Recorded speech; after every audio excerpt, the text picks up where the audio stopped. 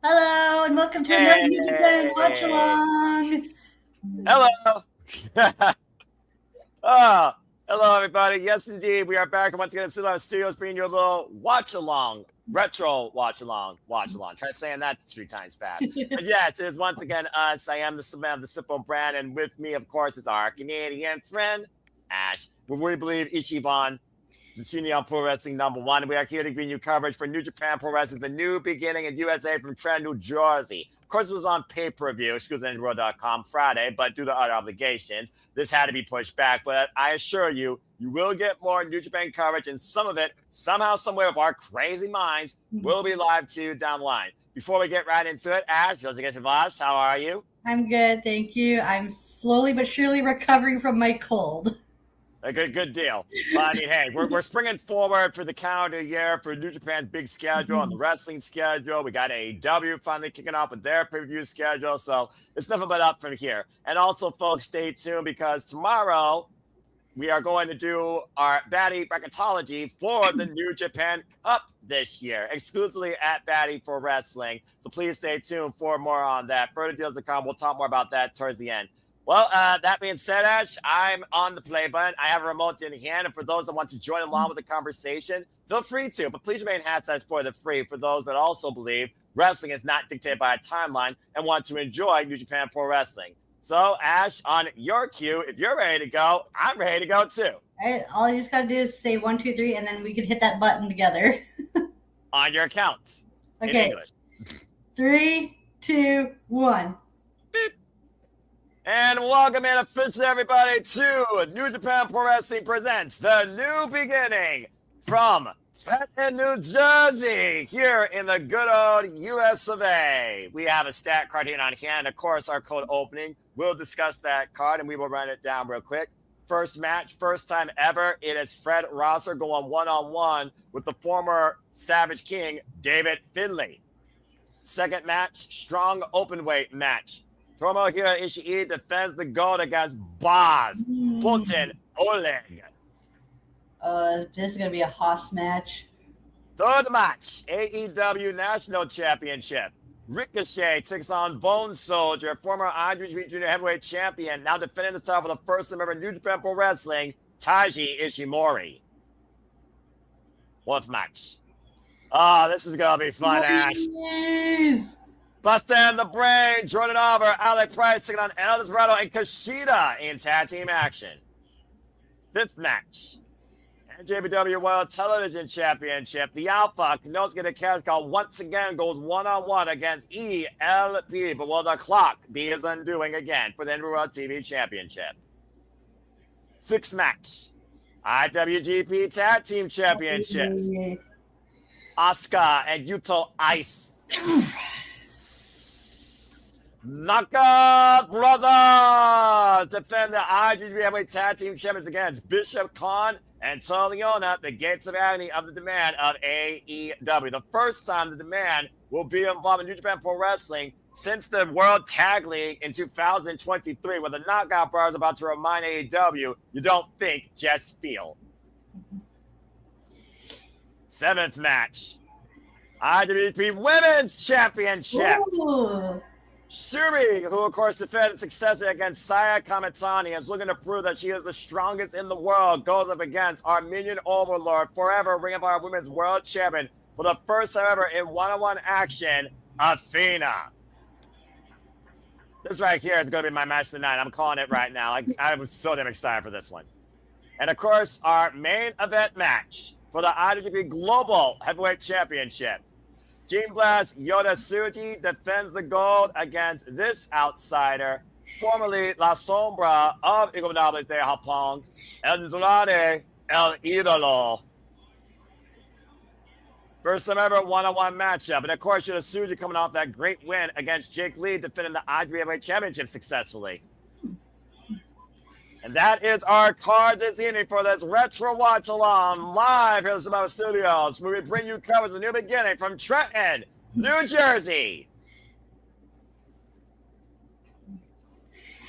All right, Ash, it's time to go to work, so let's go ahead and get right to it. Again, folks, thank you all so much for tuning in. Noah Foster, Ash, we are the Shimeon Pro Wrestling fans. And sitting on the studio, we are your New Japan commentary team for the evening. Shout out, of course, to Walker Stewart and Beta Scott, my favorite independent commentary duo that covers New Japan Pro Wrestling and so much more. As Fred Rosser, current trainer of NJPW Academy, goes one-on-one for the first time ever against David Finlay. A unique dynamic here, Ash, considering it's the first time one-on-one matchup. Right, we got an all-rounder in Fred, and then we got like this bruiser brawler in Finlay, who just takes no shit. Well, the fact of the matter that also David Finlay, the way we looked at it from the new beginning, it was almost like he was saying arigato and also konnichiwa after his loss to Kyle Newman, who was so inspired by spite to get the better of the former leader of what was Bullet Club War Dogs after the War Dogs basically left the United Empire to dust. Yeah, I will say this: like it's about time Caleb Newman finally got himself like a personality, because for the longest time he came across as not only just a Will Ospreay cosplayer, but a Prince Devitt cosplayer as well. Well, we'll see who keeps up pace tonight here in Trenton, New Jersey, and what could be David Finlay's last match for all we know in New Japan Pro Wrestling. To think it was literally right here in the new beginning, USA, a few years ago, that he literally shillelied Switchblade Jay White, not only on New Japan, but out of Bullet Club. To recreate its own savage image, literally using the students of the LA Dojo as a living, breathing, walking, violent weapon. For Savage Generations, of course, son of Fit Finlay. David Finlay, of course, the inaugural IWGP Global Heavyweight Champion. He's the reason that championship exists. Yeah. And the way that title's been booked, it's been booked so well that you can make the argument that New Japan's secondary title for the heavyweight division. Just like how the Intercontinental Championship used to be. I miss that title so damn bad. I'm just still to this day, one of the dumbest things New Japan has ever done in removing that. But nonetheless, to your point, of course, Yota Tsuji, who literally asked, of course, President Tanahashi for his blessings over the Global Heavyweight Championship, being the title defended outside New Japan Pro Wrestling against invaders and outsiders, while the IWGP Heavyweight Championship is not only defended against Japan's best inside the cerulean blue in New Japan Pro Wrestling. David Finlay, though, all he cared about was literally building New Japan his own violent image from the ground up, destroying the legacy of John Moxley and Will Ospreay's IWGP United States and UK championships to form the Global Heavyweight Championship. The guy that literally left the United Empire for dead, including Will Ospreay, before Will Ospreay became all elite. And of course, we saw him most recently had his fallout alongside what is now called the Unbound Company against the United Empire, and even before that, freaking House of Torture. Yeah. I have no excuse for as much as I like House of Torture, it's just like they should be just staying with the Never Spear right now. They don't need to touch the IWGP heavyweight or global titles. Just keep them in the Never Open verse. Yeah, that title's been relegated to irrelevancy ever since Bars lost it. But nonetheless, it's not about the Neverweight Championship, but it might be literally about a spirit that never say dies, never say quits. It's almost like David Finlay right now is looking for a resurgence. Yeah, he left the New Japan, he left the Cerulean Blue, but here he is in New Japan USA. So maybe Trans New Jersey, the American side of New Japan Pro Wrestling, might be a restart for David Finlay. It's possible. It might start at the expense of Fred Rosser. Oh. Sneak attack. I mean, would you expect anything less? No, not at all. Come on. Of course, you can't. David Finlay is quite the dirty dog, ain't he? That's putting it politely. And of course, David Finlay, again, we all know how he loves to take the fight to the outside. Of course, no bloody hands Gato here tonight after, of course, he and David Finlay left Osaka after David Finlay lost to Kyle Newman. But definitely Fit Finlay, much to your point about Kyle Newman not being a Will Ospreay prone, David Finlay is not Fit Finlay at all. He has literally carved his own image. Think former IWGP Heavyweight Tag Team Champion alongside Juice Robinson, Finn Juice, of course, former World Tag League winner. Massive uppercut by Fred Rosser on the outside. Fred Rosser, Philly Tom Lawler, they, of course, had a short sprint as a tag team after their feud over, of course, the inaugural NJPW Strong Championship. And right now, Fred Rosser trying to choke out David Finlay. And honestly, wrestling violent might be the best way to overcome him or keep up with him. Right? Just try to beat him at his own game and keep up his pace. Well, let's not count out Fred Rosser and his violent nature. I mean, this is the same guy that literally took on freaking Tony Storm, lest you forget, Andrews Robinson at one point in the Walter Pyramid in a freaking ridiculous street fight. This is a man that literally sacrificed his own hair in wars against Filthy Tom Lawler. Ooh, that sounds like it would be a good match. I gotta check that out whenever I get a chance to. NJPW Strong brand's been around since the pandemic and prior. Dropkick denied. Fred Rosser just literally sits down on Finlay. Yeah, the whole reason why New Japan Strong was created because of the pandemic, it was locked down. So the New Japan Strong was there so that way the Americans that were stuck in that could go overseas had a place to go wrestle for, right?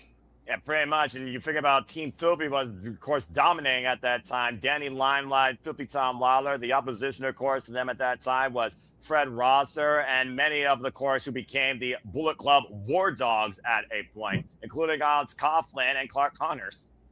Yeah, from what I've heard, Fred has one of those been a big key part in getting the New Japan Strong. What am I saying here? On the up and running on the map, and also really finding himself as a performer, being rejuvenated and showing how he hasn't lost a step pretty much. And of course, Fred Rosser helps lead NJPW Academy now that, of course, fine tunes and trains the next best wrestlers for Japan, both male and female, including one Johnny Robbie, who we've seen compete recently in Ring of Honor. Yeah, that was trying to say. Yeah, that's what I was trying to get at. New Japan Strong is a good place for people to rediscover themselves. That's what I was trying to get at. I mean, Zane J, he discovered himself. Let's forget, joining the United Empire recently during the Young Lions Cup. Mm-hmm. Yeah. Right now, David Finlay and Fred Rosser, dangerous territory here on the apron. Both men training forearms here. Let's keep in mind this match, of course, has a 30-minute time limit here, and I don't think David Finlay is looking for a drop on the eye. And, oh, man, pushed into the ring post. Oh, that's one way of losing momentum. That's also one way to take out a man's spine. That too, yes. It also could really play into effect, especially with Finlay's deadly finishing maneuver. He's finished many opponents off with. Well, again, the new beginning was David Finlay's new beginning, but tonight, can the new beginning be David Finlay's ending in New Japan Pro Wrestling? And that might be the question more so for David Finlay than anything else here. And another question is, if Fred does win, what does a win over Finlay do for him in the long run for the New Japan Strong? And not just on New Japan Strong, but also if he ever makes his way across to Japan and compete there. Well, I would figure probably renews Fred Rosser's continued confidence in himself, of course, to continue to go to work as he, of course, holds himself to cover by David Finlay, gets a 2 count. I would also think it encourages anybody that Fred Rosser has been a student for. Let's not forget, Fred Rosser, if you're a teacher, you got to lead by example. Fred Rosser is one of the key players in literally praising the next crop of talent in NJPW Academy in countless showcases. And generations of wrestlers only continue on from here. It just depends on what leaders follow along with that generation and guide and shape them. And would you want to be led at this point by Fred Rosser or David Finlay based on the recent resume? You're right. Either way, you can't go wrong with either of them as a teacher. No, that's a fair point. Oh, God, first back break over the knee. Back press, cover up the near leg, and a 2 count. Just working on that spine, that back. And that focus attack, probably trying to set him up possibly for overkill. And we all know David Finlay is no stranger when it comes to cutting corners, and Fred Rosser is too integral to do that, but he will if needed. It really makes me wonder what Fred Rosser's approach is going to be as this match keeps getting deeper. And right now, Fred Rosser looking too good in that corner. David Finlay following up with a running uppercut. Eat your heart out, Cloud Casanelli. Oh! Turn around and Fred Rosser with the exploder in the corner. Nicely scouted there by Fred. He just almost he baited him into it. And about a key fame there for Fred Rosser that has definitely defined him in New Japan Pro Wrestling more than anything else is his resilience to come back from punishment. 24 years involved in this game, and Fred Rosser, of course, has been trained by the Jet Kevin Knight. Of course, Kevin Knight is a student of Kushida. Kevin Knight also an inaugural student of NJPW Strong. Let's forget. Yeah. Kevin Knight, by the way, actually is a different Kevin Knight. He's a technician trained by Rick Ratchet. But, of course, the Jet, Kevin Knight, you talk about the students of NJPW Strong, now 1/3 of the Trios champions. But Rosser, though, dragging David Finlay to the ring. Uh-oh. Oh, no. Again, there are no two lows or highs that Fred Rosser won't adapt to in this sport, much as David Finlay has. And the ring post is definitely one of those Achilles heels. Yeah. Jeez. To face the guy that literally was going to be made great again by Bob Backlund has been making New Japan Pro Wrestling stronger. Oh, well, what a weird time that was. Things of the past. Again, just bueling David Finlay by his hair. Keep in mind, folks, New Japan Pro Wrestling, you're tuning into this company for the first time for our voicing coverage. They have a 20 count on the outside of the ring for all their matches. And right now, I believe we are up to 12. And to your point, again, we talk about the New Japan Cup coming up here, of course, in Japan itself. And you do wonder, again, like what me and Walt talking about with Father Time, does Fred Rosser still have time left to actually get ahead in this business? Is he comfortable in his current situation as a trainer, a leader of NJPW Academy? Because a win over David Finlay, being a former IWGP Global Weight champion, would be huge for Fred Rosser's career. Oh, wait a minute. Finlay, right on that spine again, just using the post as a weapon. That count, by the way, was reset by David Finlay. We're up to 7, and again, just continuing to go to work on the outside, further compromising Fred Rosser's lower lumbar. Mm-hmm. And that's what David Finlay does best, continue to work on the outside and use any part of the ring as a weapon. And, of course, that attitude, that cocky attitude that David Finlay has literally shaped and manipulated into his own New Japan Pro Wrestling for the better part now of 3 years. How would you rank David Finlay as amongst the Bullet Club leaders? Again, backbreak over the knee. I'll tell you after this cover. Lateral press, 2, and Rosser gets the show before the 3. It's interesting that you do say that because it's much like the Death Riders. What did David Finlay's Bullet Club War Dogs do to New Japan? It caused them to work harder, stronger, and more violent. You can't argue right now where Drilla Maloney and Gabe Kidd and how far they've come in New Japan. Bullet Club was always about making New Japan the conversation, but making it a conversation in their own image. Oh, God! Turnabout is fair play there. Fred making targeting the back now. Yeah, but a power slam on the apron, almost a sidewalk slam. I'm not one to rank, but again, Prince Devitt, Kenny Omega, phenomenal AJ Styles, Switchblade Jay White, David Finlay. It's one of those things that each one of them gave a different scope, not only to the Bullet Club IP, but New Japan Pro Wrestling. Speaking of a scope, Fred Rosser, inside, upside down, goes Finlay up the clothesline, the cover, 2.5. It's interesting with the Bullet Club because not only did every leader have a hostile takeover, but their intentions on the hostile takeover were very different. Exactly. At the end of the day, they just wanted to rule New Japan Pro Wrestling, but they still wanted to make New Japan Pro Wrestling the talking point. And Fred Rosser right now looking for the crossface chicken wing I was talking about Bob Backlund earlier, by the way. Yes. Passed down by Bob Backlund.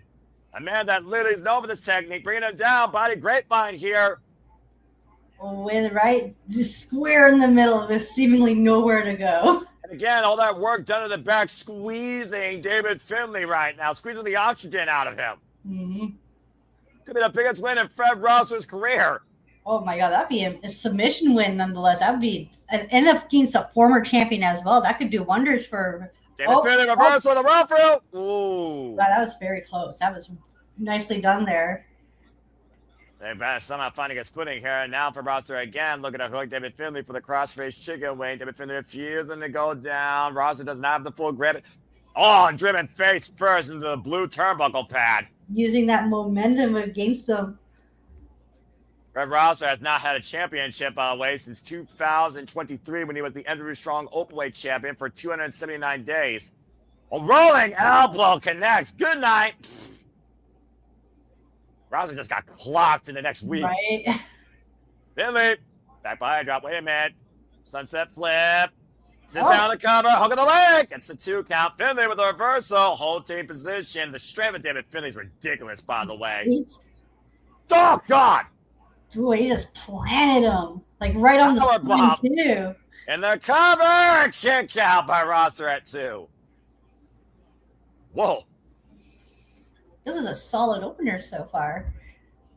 And about to say, that powerbomb, deadlift powerbomb, call what it is, with a bad back indeed. Fred Rosser still able to find a way to stay alive in this match.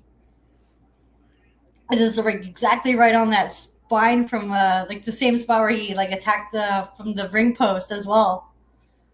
David Finlay, though, might be looking to end it here. Could be taking overkill. Oh, no, the knee block from Rosser. Got it there. Fireman's carry. Death Valley driver. David Finlay hooking the far leg by Rosser. And gets a 2.5. So close right there. I thought he had him. Damn close. Right? Way too close. Well, he definitely did his homework, scouting the overkill, blocking that knee strike. Great takeover there by Fred Rosser. A guy that's been in the ring with JR Kratos, Jonathan Gresham, Chris Dickinson, TJP, Big Damo, Fred Ye. If reversed by Finlay, gets a 2 count. He knows how to out-scout the most powerful man in this business. Overkill though connects the cover by Finlay. David Finlay wins. Just like that. Well, it's definitely overkill to that finish. Good grief. Aptly named too, am I right?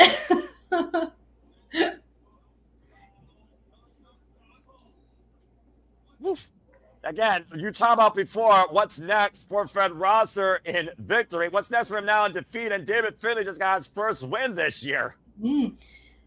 Now, it makes you wonder, is he staying or is he leaving? Because it's still not up in the air. Because it's still up in the air where he's going.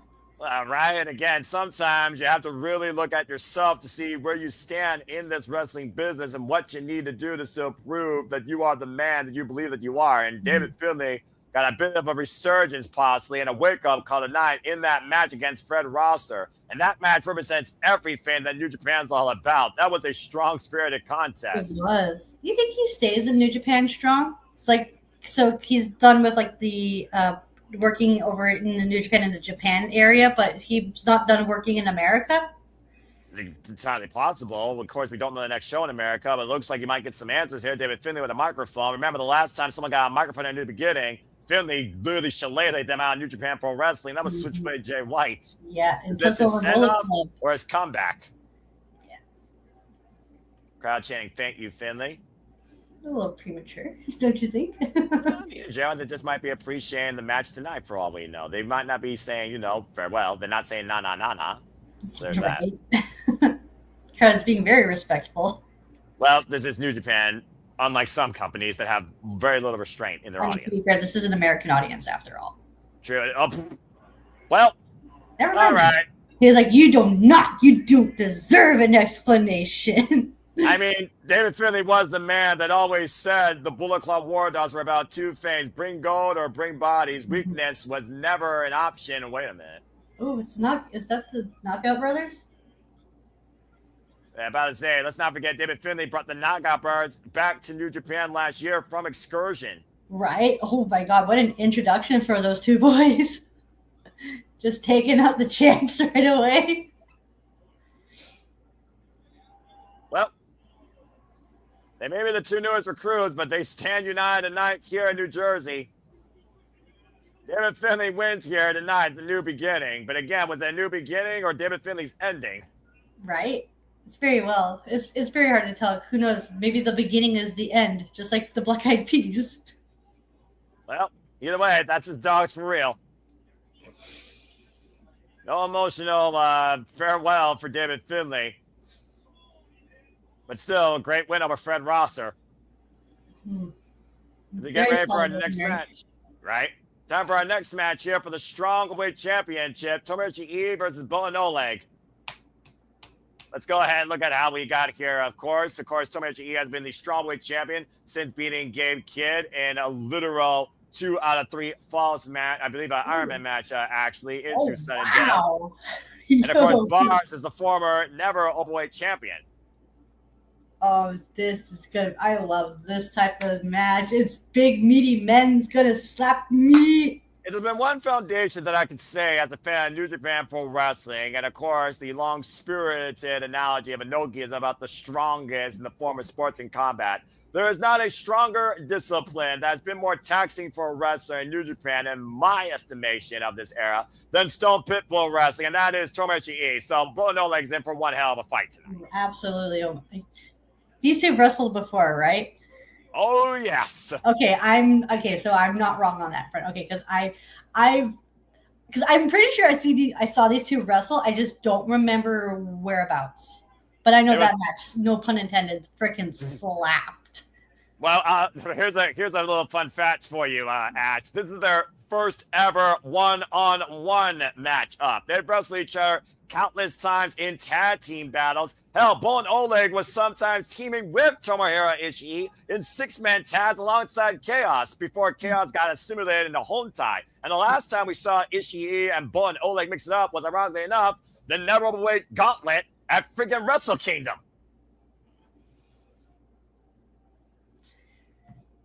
This is gonna be good. Well, absolutely. I can't wait. Oh my god. My boy Tomohiro Ishii is about to give me one of the hardest hitting fights of my professional wrestling delight. Here we go. Notice the heavy kinesio tape, though, on the right shoulder of Boltin Oleg, who's been heavily taxed so far this year, going after and defending the never openweight 6-man tag team champions. Let's forget, Boltin Oleg and Bishamon are currently the holders of those titles, and they just came off a war against TMDK at the New Beginning in Osaka. I have to check out that match. There's a lot of TMDK catching up I need to do. There's a lot of wrestling catch up you need to do. Let's be honest here, pal. Yeah, let's be real. Wrestling catching up, dating all the way back to 1998. Well, hey, I mean, there's more than enough tape on Bret the Hitman Hart, but I also think there's more than enough matches that most people say this is the hardest hitting man in the wrestling business that you can go watch when it comes to Tomohiro Ishii, former notorious multiple-time never openweight champion, and the current strong weight champion. Stone Pitbull Wrestling is about to hit the building. Slowly but surely as he does, but there's nothing wrong with that, because as we've learned in high school, slow and steady wins the race. Well, when it comes to Tomohiro Ishii, it's also the strongest spirit lives to see another day. The man that was once registered dead for 10 minutes literally fights like every last match is the last one in his life. This 50-year-old man who's 29 years disciplined by Riki Choshu and Jirichoni Tenryu has been one of the most notorious fighters in New Japan Pro Wrestling history. Say what you will about Tomohiro Ishii's limitations. He makes the best out of them, though. He does not let that stop him. He's like, I'm a fighter, and I'm going to continue to fight until I collapse. That is 100% accurate. Current strawweight champion now for 322 days. Actually, his second defense here. Again, he beat Gabe Kidd at Windy City Riot in a 30-minute Ironman match, and he defended successfully so far against Drew Malloy. This will be his second defense. And Tomohiro Ishii is, I believe, the 8th NJPW strong openweight champion in this title's history. This is a big, hoss, meaty, hard impact fight, and neither man's going to let up. Here we go. I was talking about kaiju fights last night. Nah, this is a kaiju fight if there ever was one. The Continental tie with the big man from Kazakhstan. Of course, we've seen what Bars has brought, though, against the likes of the Alpha Konosuke Takeshita. Let's not forget, Boltin Oleg beat Konosuke Takeshita for the never openweight title. Mm-hmm. Held the Northern Championship for quite a good duration. Tomohiro Ishii, of course, challenged Konosuke Takeshita for both the AW National Championship and the Neverweight Championship last year at Wrestle Dynasty. And both of these men right now just literally butting horns, or should I say shoulders, and both men with a bummed shoulder, heavy kinesio tape on the right shoulder here, and that definitely is going to play a factor the deeper we go in this match. Yeah. Let's see what gets first here, Ash. Right? They're just like trying to see knockdowns. This is just like two rhinos going at it. You ever wonder what happened when two rhinos lock horns? Here's your freaking answer. Yep. Good to see you. I've seen footage of like what had happened to rhinos collide. It's fascinating and sad Oh at the God. same time. Nature can be a very beautiful and devastating thing to behold, and I'm pretty sure this match is going to be a beautiful disaster. It's going to be what Jim Ross would call us absolute slobber knocker.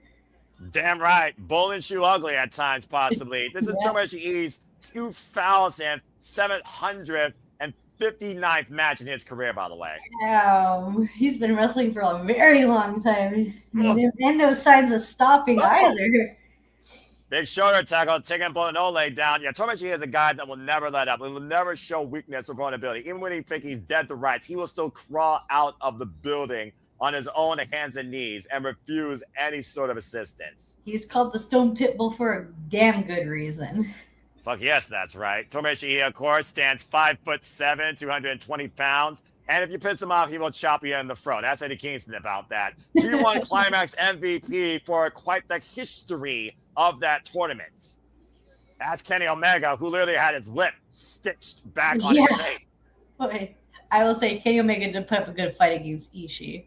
Anybody could put up a good fight against Ishii, but it's up to you if you can beat this man. And Taiji's probably the one the most disciplined by this man. Not just beat him, but survive Ishii. That's a fair point as well. Then right now we see Boltin Oleg trying to break the will, stomp it, blow another vicious chop. I'm about to say, there's still something to say, though, for anybody that goes into the ring with Ishii.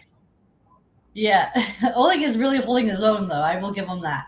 Elbows to the back of the head. Hoisting up Ishii. A lower set of gravity, though. Ishii's favor. Big elbow, Irish whip, reversal, Boltin Oleg. Hoisting up Ishii. Oh, man! All the power Oleg has. And to your point, Ishii, we know he has the heart, but it's going to be hard for Ishii to match the power of Boltin Oleg. Bars has been extremely impressive, including lifting freaking Bad Luck Fale. Yeah, Oleg is like one of the strongest people in New Japan Pro Wrestling. Unless there is, unless there is someone stronger than Oleg, Oleg might be the strongest person in New Japan right now. That's very possible. These gut wrench side suplexes. Unbelievable. I look at it every time and I still can't believe when he does that. Right? Like this. He not only is he strong, but he's so athletic as well. It is scary. Right now, watch him now with the Vader bomb. Should I say Oleg bomb? Cover off the far leg like a prince and gets a 2 count. And of course, Boltin Oleg will be a participant in this year's New Japan Cup. Again, folks, stay tuned for Batty Bracketology. Me and Kerr will be going through the New Japan Cup this year and landing our thoughts in opening rounds and our early predictions for the winner here at Batty for Wrestling exclusively on YouTube. Stay tuned for more on that tomorrow. Big elbow, and of course, Ishii doesn't budge. This is when you know you are in for some danger, because with Ishii, he eats pain and delivers it back double-fold in a single shot. Oh! Case in point. How does someone channel so much pain back towards their opponent after the fact they're feeling it themselves? I will never know. Guts. That's what it is. Just like the Pokemon ability, guts. Or the Nickelodeon Games and Sports show from my childhood. Irish Whip, Boltin Oleg. Do you have it? Both these men have it. Well, seeing how it's the 30th anniversary of Pokemon, the way the ability Guts works is that the Pokemon gets more powerful if it gets has an infliction on it. Like for example, if Machamp with the Guts ability, if he gets burnt, he becomes 2 times stronger. Fair enough. Just like our Stone Pitbull over here. But do you think this match is stronger in favor of Ishii or stronger in favor of Boltin Oleg the farther it goes? That's really tough to say because both of them work very similar. Yeah, look at this tie-up right now. Both men are just jogging for position for the stalling suplex. Let's not forget Ishii's finisher is a vertical drop brainbuster. Got Oleg up! Oh, there it is. Oh, never mind. I thought I was going to go for it. It's might be a little too early for that. Still a hell of a suplex. The cover by Ishii gets a 2 count. I think the only saving grace there for Boltin Oleg was the weight differential. Yes, and not only that, but Oleg has the advantage in speed and agility. And youth. He's 33. And by the way, he's also got youth on his side. He's 33 years of age. Only been involved 2 years in this game. Trained by Blue Justice, Yuji Nagata.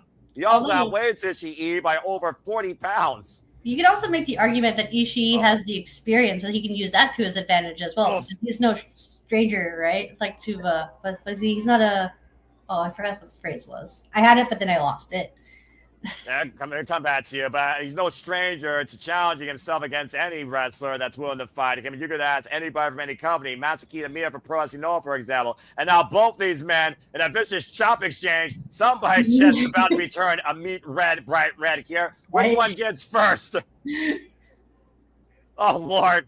This is an American show. Both men are going to be red, white, and blue afterwards. Well, God bless New Japan Pro Wrestling, and God bless Strong Style, and they're still chopping away each other.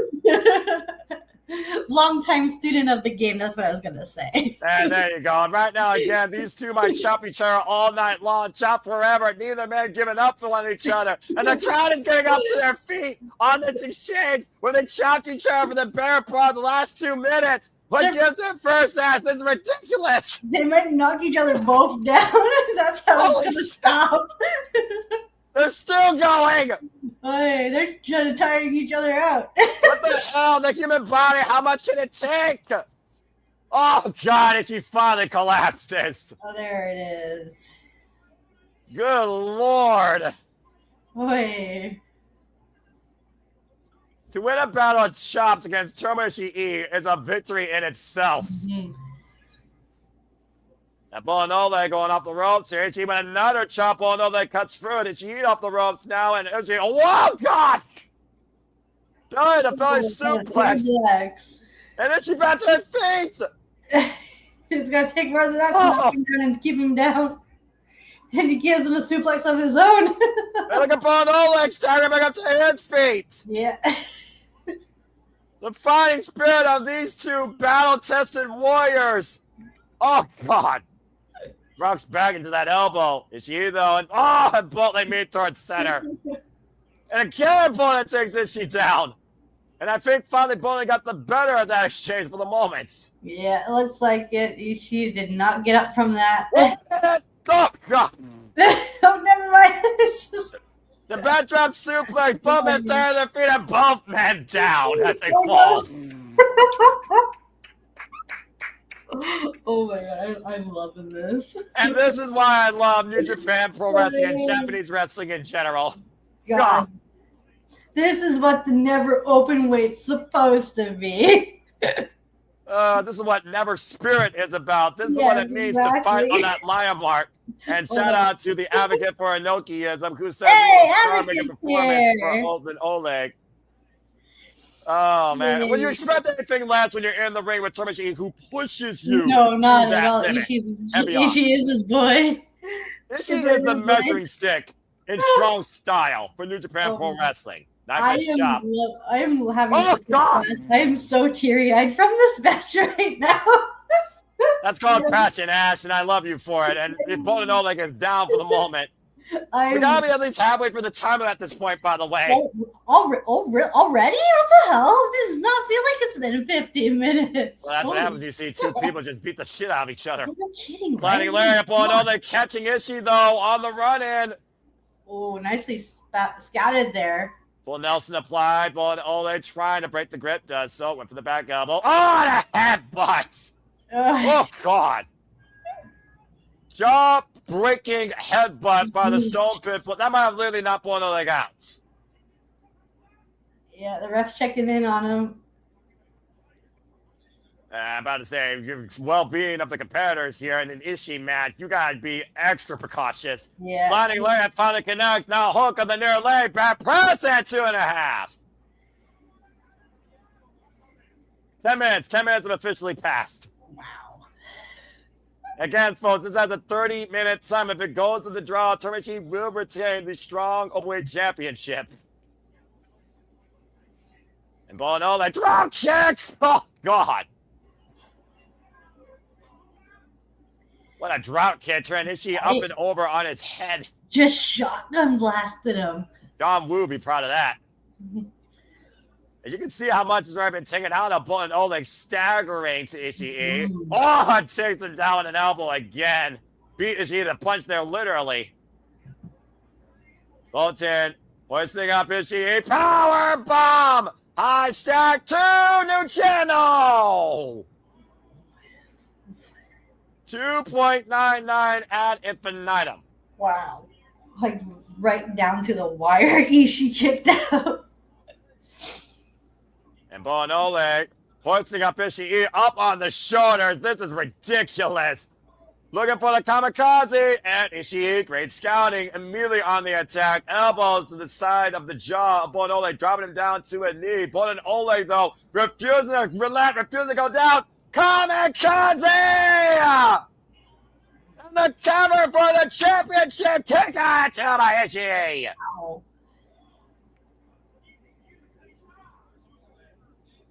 Inches away, Ash, but we all know how much inches is such a distance in wrestling. Mm-hmm. It's again, Ishii hoisted back on his feet. Oleg got him up in the fireman's carry, looking for another kamikaze. Ishii escapes, though. Oh, God, with the enziguri. Key shot there for the Stone Pit Bull to take down the challenger here. And a moment of reprieve has been brought to this match. That he is. Well, I mean, both of these men are slow to recover at this point, Ash. I mean, they're barely moving. Yeah, they're like really wearing each other out. I wouldn't expect anything less. When you fight the Stone, you do not wrestle Ishii. You fight. And you fight like your life depends on it. Because sometimes it does. Oh, God. Oh. Ishii fires back off that rolling elbow with an elbow of his own, almost like jumping uppercuts. You're right. Honestly, Ash, the funny thing is, despite Oleg having the power advantage, Ishii's been getting the better of these exchanges for the duration of this match. It's the experience. That's what that is. And that fighting spirit that he possesses throughout all these years. Lariato cover kick out. Oh my Lord. That was so damn good. I love a good lariat. Stan Hansen be honored. Count at 2.9 as Ishii might be looking for the final shot needed. Vertical drop. Oleg able to escape the arm wringer. Watch Boltin though. Overhead military press in the fireman's carry. Oh man. Laying down Ishii face first with almost a modified F5. Tomohiro, you still got to do more than put him away. And again, kamikaze! And Boltin Oleg with the counterpart. Oleg's the new Strongman champion! Yay! Wow! Over 14 minutes of pure kick ass, in your face, smash mouth action yields a brand new strong openweight champion. The 9th NJPW strong openweight champion is Boltin Oleg. Oh my God, what a match this was. Holy shit, goddamn. What a young career so far for Boltin Oleg. Last year winning the Neverweight Championship. This year winning the NJPW strong 6-man openweight tag champions, and now wins his first ever strong openweight championship. The face of the openweight division. And no kidding. And beauty of the openweight, defined by no limits except your fighting spirit. Congratulations to Boltin Oleg, the new NJPW strong openweight champion. What a fight. Oh my God. Man, I feel bad for the next match who has to top this. I'm about to say, that's the definition of New Japan Pro Wrestling, and that's what it means to find that lion mark. You see Boltin Oleg show him respect to what brought him to the dance. Josh Barnett's got to be proud of his student. Yeah. Incredible work. Oh, absolutely. Oh my God. Wow. Boy, did he had to earn that one. Oh God. I don't do lists, but if I had to, this would be like one of my favorite matches for February.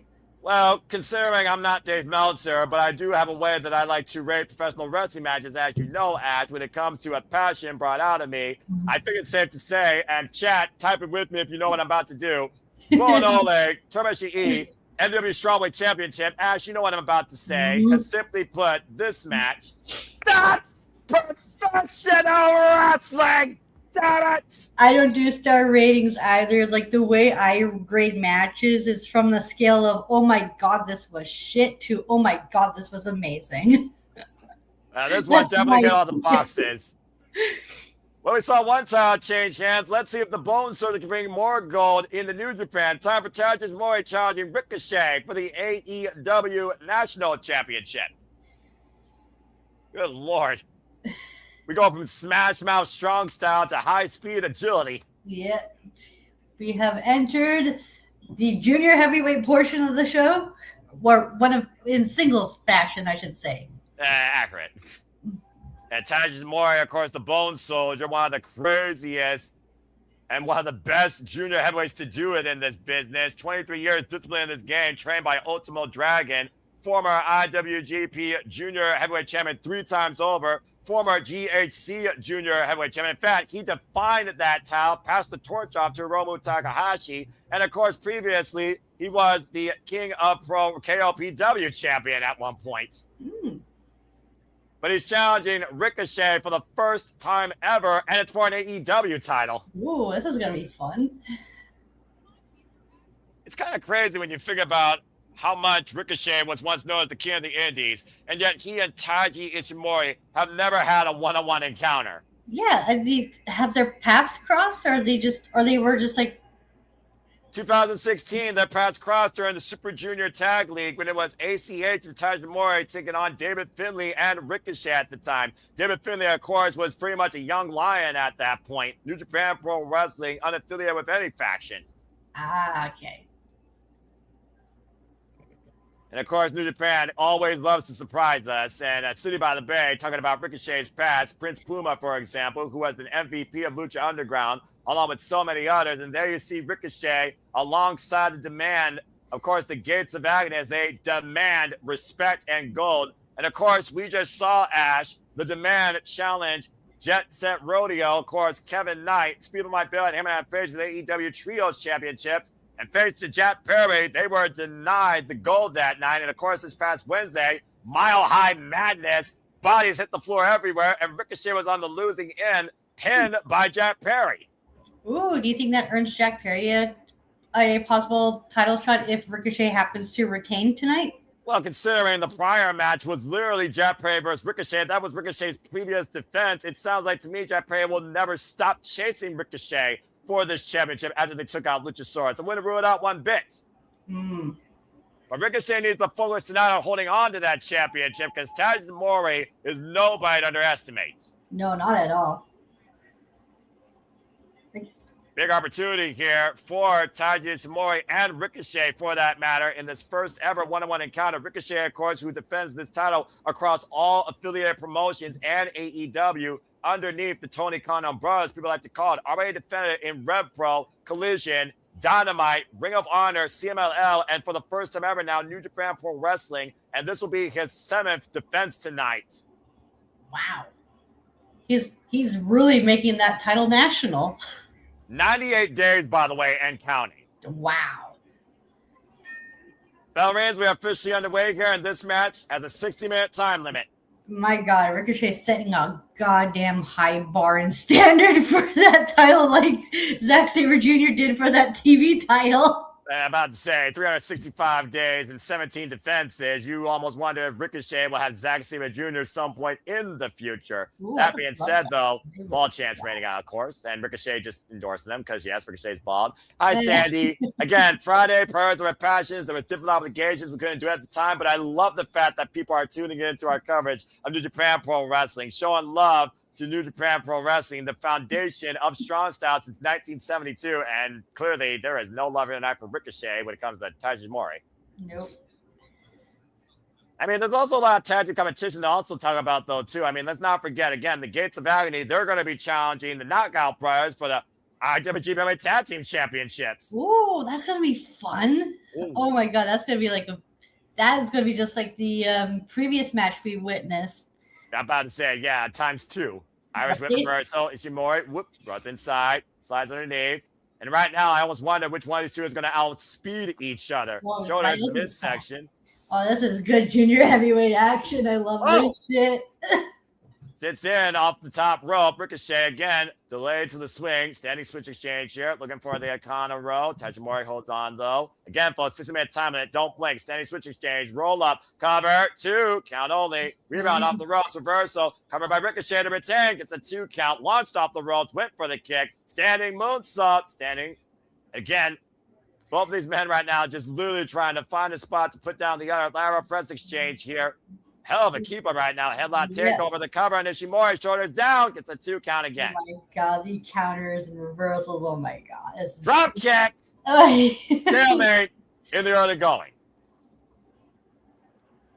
And Ricochet looking for a of course, champion's advantage. Title can only change hands via pinfall or submission inside the ring. You almost wonder if Ricochet's been shown up so far by Taiji Ishimori. Yeah. The Ricochet might be looking for a powder here early.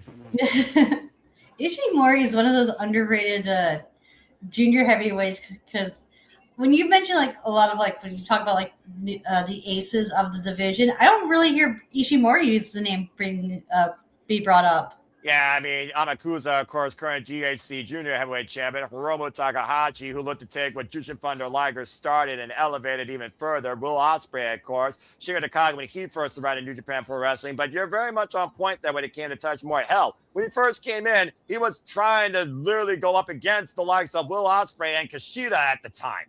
Mm-hmm. He's like, I'm coming for the top guy because I'm the top guy. That's my spot. But also, to be fair, Tajimori is also a big match, big money player. Let's not forget the last time he had the IWGP Junior Heavyweight Championship. He barely defended it, but he still got it up to the third last match of the card at Wrestle Kingdom in a fatal 4-way. Ooh, City by the Bay asked a nice question here. Go for it. Okay, so my favorite male wrestler in New Japan right now. Oh. Well, I would have said Hiromu Takahashi, but he's no longer part of the company for now. So for males, I love Shingo Takagi, Drilla Maloney, Zack Sabre Jr., of course. Love me some Shingo. Big right hand. Who else? Oleg, Ishii. That's fight. Oh, yeah, even before then. For women, Sasuke special. Sorry, continue. For women, I can't really say because I don't really follow the women's side of things. And one super people should look out for the Ichiban Sweet Boys, both of them, Fujita and Robbie Eagles. Yeah, Kosei Fujita, who made history last year, as of course you talked about before, the Best of Super Juniors are coming up. You might want to do a bag bracketology on that. Just talk about the field as Kosei Fujita became the youngest winner ever in Best Super Juniors history last year. And the Japanese Jump Hog was very close to winning the Wrestle Kingdom #1 contenders match. Of course, the title is still held by Doki. Damn it. Yeah. And also, right now, Ricochet. Oh! Playing dirty, which he played desperate. Call it what it is. He played desperate. Desperate, dirty, whatever it is, it's effective, and it helps Ricochet. Oh, come on, Ricochet. Oh, right Uemura is another shout, too. We can't sleep on Uemura. No. Definitely don't sleep on the Heat Storm. Oh, look, Amy Rose. Shout out to Amy Rose, by the way, and Takara Shibata, of course, at ringside. That ring announcer. Cover here by Ricochet. Bat press near leg hook and a 2 count. Also, along with all that, as far as the women goes, not just NJPW Strong you have to look out for. Of course, we have the NJPW Strong Women's Champion tonight in Syuri. You got to look at the rising students in NJPW Academy, like I said, of course, and Johnny Robbie, Viva Van, who's been, of course, a standout from the NJPW Academy involved in AEW and ROH. I also look at Trisha Dora. You also look at Stardom, who, of course, is my leader in Joshi Pro Wrestling. And, of course, also the Bushiroad umbrella. Saya Kamatani, Asume, Hasuki, Hyen. Just to name a few people. Starlight Kid, exactly, who just recently challenged Saya Kamatani for the World of Stardom Championship. Unfortunately, losing effort for her. Gotta go watch that match when you get a chance. And yes, folks, some point we will cover Stardom. Stay tuned. I assure you, our plan this year is to bring you more Japanese wrestling coverage. Oh, man, what a drop kick by Ricochet. On point. Yes. Because of the scheduling. Again, Ricochet, he might be a little bit egotistic to cover. Hook on the far leg back press, gets a 2 count, but he backs it up in the ring. He's an extraordinary athlete. There's a reason why he was called the King of the Indies back in 2016. And honestly, this title makes him feel like that again, considering how much he's defended it and where he's defended it. Like, say what you will about like Ricochet doing underhanded tactics. At least he's a fighting champion. Right? Defending anywhere, everywhere, yeah. I mean, heck, you really got to call him defending against Dalton Castle. I love that match. I miss Dalton. Dalton's amazing. I love that, man. I'm going to see more of him. I promise, Ash, when the next Ring of Honor preview comes around, I will let you know if Dalton Castle's on it. Thank you. Dalton Castle, Ace Austin, Nino Bryant, Jack Perry, Teton, Jack Perry again, all have fallen to Ricochet since Ricochet won this title in last year's Full Gear Casino Gauntlet match. You know what I love about Ricochet is that he's very good at controlling the pace. Like he can work it fast, but if he needs to slow it down, he'll slow it down and it still make the match enticing and energetic. Like even when the match is slowed down, he still manages to keep the same energy, and that's a very hard task to do. And spring, kick by Taiji, especially when you're dealing with the Bone Soldier. Right? As speedy and quick as he is. Like that's the thing about Ishimori. He works in a fast-paced environment, so that's smart of Ricochet to slow it down a bit. Well, it's also bloody insane. Let's forget, he literally survived a 120-man battle royal last year on his own damn pay-per-view. What a crazy lad that boy is. Challenging a freaking corrupted AI, it seems. I mean, this man will literally show how strong he is all over the world against anybody. And right now, Ricochet is winning firsthand with Taiji has become, since 2016, their first meetup, folks, in almost 10 years since the Super Junior Tag League. After a shot there by Ricochet, and Ricochet fought up against it, up and over to the floor. Harsh landing by Taiji. Prematurely launched himself and got caught on the top rope, but still got Ricochet on the outside and himself. What a nice recovery there. Yeah, I'm about to say, that was a bit of a messy landing. Boy, and shoe ugly, I would say, but still effective. Mm-hmm. That could have gone so much worse. Up to 4 right now, 20 count on the outside for both men. And of course, we all want definitive decisions here when it comes to these championships in a New Japan Pro Wrestling ring. Let's just call it as we see it. Ricochet staggering to the white turnbuckle pad in the opposite corner. Ishimori running in with the rising knees. Now Ishimori. The neck crank. That is just vicious every time I see it. Ishimori's finisher, is it a Dragon Sleeper? Yeah, it is. The La Mystica takedown to the bone lock as they covered off that double stomp and gets a 2 count. Won many of his championship matches and Best of Super Junior matches, and there's no doubt in my mind that Taiji is going to be a prime candidate involved in Best of Super Juniors this year via that move. I've noticed something. Like, a lot of the junior heavyweights have submission finishers, don't they? Yeah, even Takeshita Fujita, which should be no surprise because he's a student of Zack Sabre Jr. Yeah. And to your point, Taiji working the arm now with the hammerlock, torso first, the exposed turnbuckle corner, and a shoulder breaker. Well, that's going to come into the effect for that Dragon Sleeper if he locks it in. There we have it, the 10-minute mark so far in this 60-minute match. I don't see it that often, but the Dragon Sleeper is my favorite submission hold. Well, here's a different move for you. La Mystica into the bone lock. And we could be one tap away from a new AEW national champion, but Ricochet, very smart to alleviate his body off the mat and crawl his way to the ropes to force the break. Ishimori, though, bringing him back towards center. Oh, that's smart. Just like roll him through it. And the S-grip literally right on the carotid artery on the right-hand side of Ricochet. Ricochet reversing, though, the power of Ricochet coming into play to try and counter Taiji technique. Oh, wow. Norman Lights float over. Maintains the head. Brain Buster! And Ricochet off the second with a beautiful springboard moonsault. Cover with the farther back press kick out at two by Ishimori. Again, Ricochet, though. Running shooting star. Back press with the farthing again for petrol offense. And near fall not leaving any breathing room.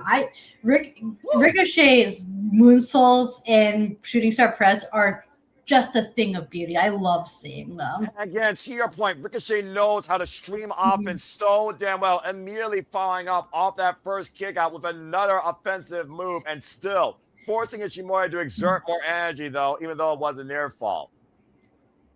I just love how precise and pitch perfect they are. Like, no matter like what angle and how he does it, it's just, it never misses.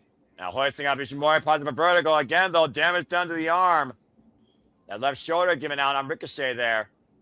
Trying to put it back into place. Oh, it's a pump kick. Big elbow.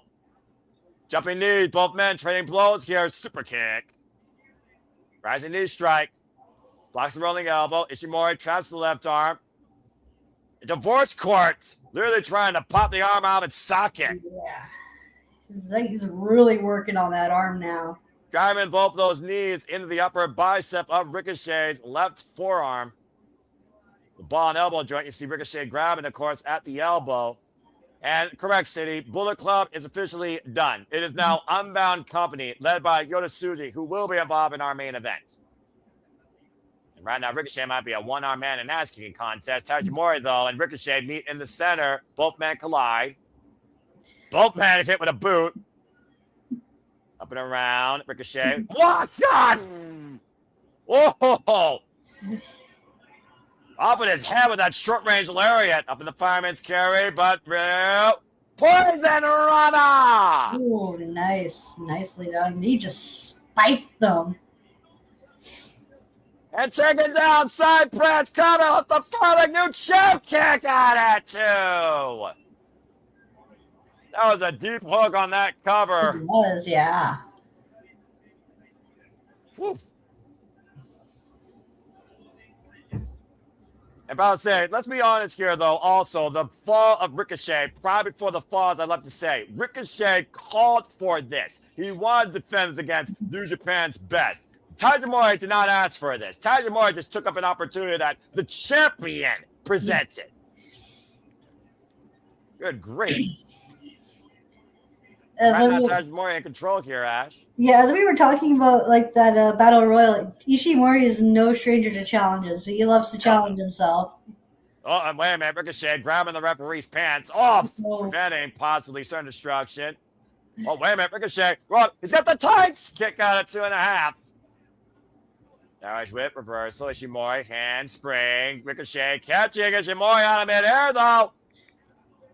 Driving him down with a death-eye driver and hoisting up Ishimori. Vertigo! Ricochet's not done yet. Uh-oh. I think Ricochet is loading it up in the corner, Ash. Looking for the spirit gun. Back of the head. Shoots the half cover. Hook the far leg, and Ricochet retains the AEW National Championship.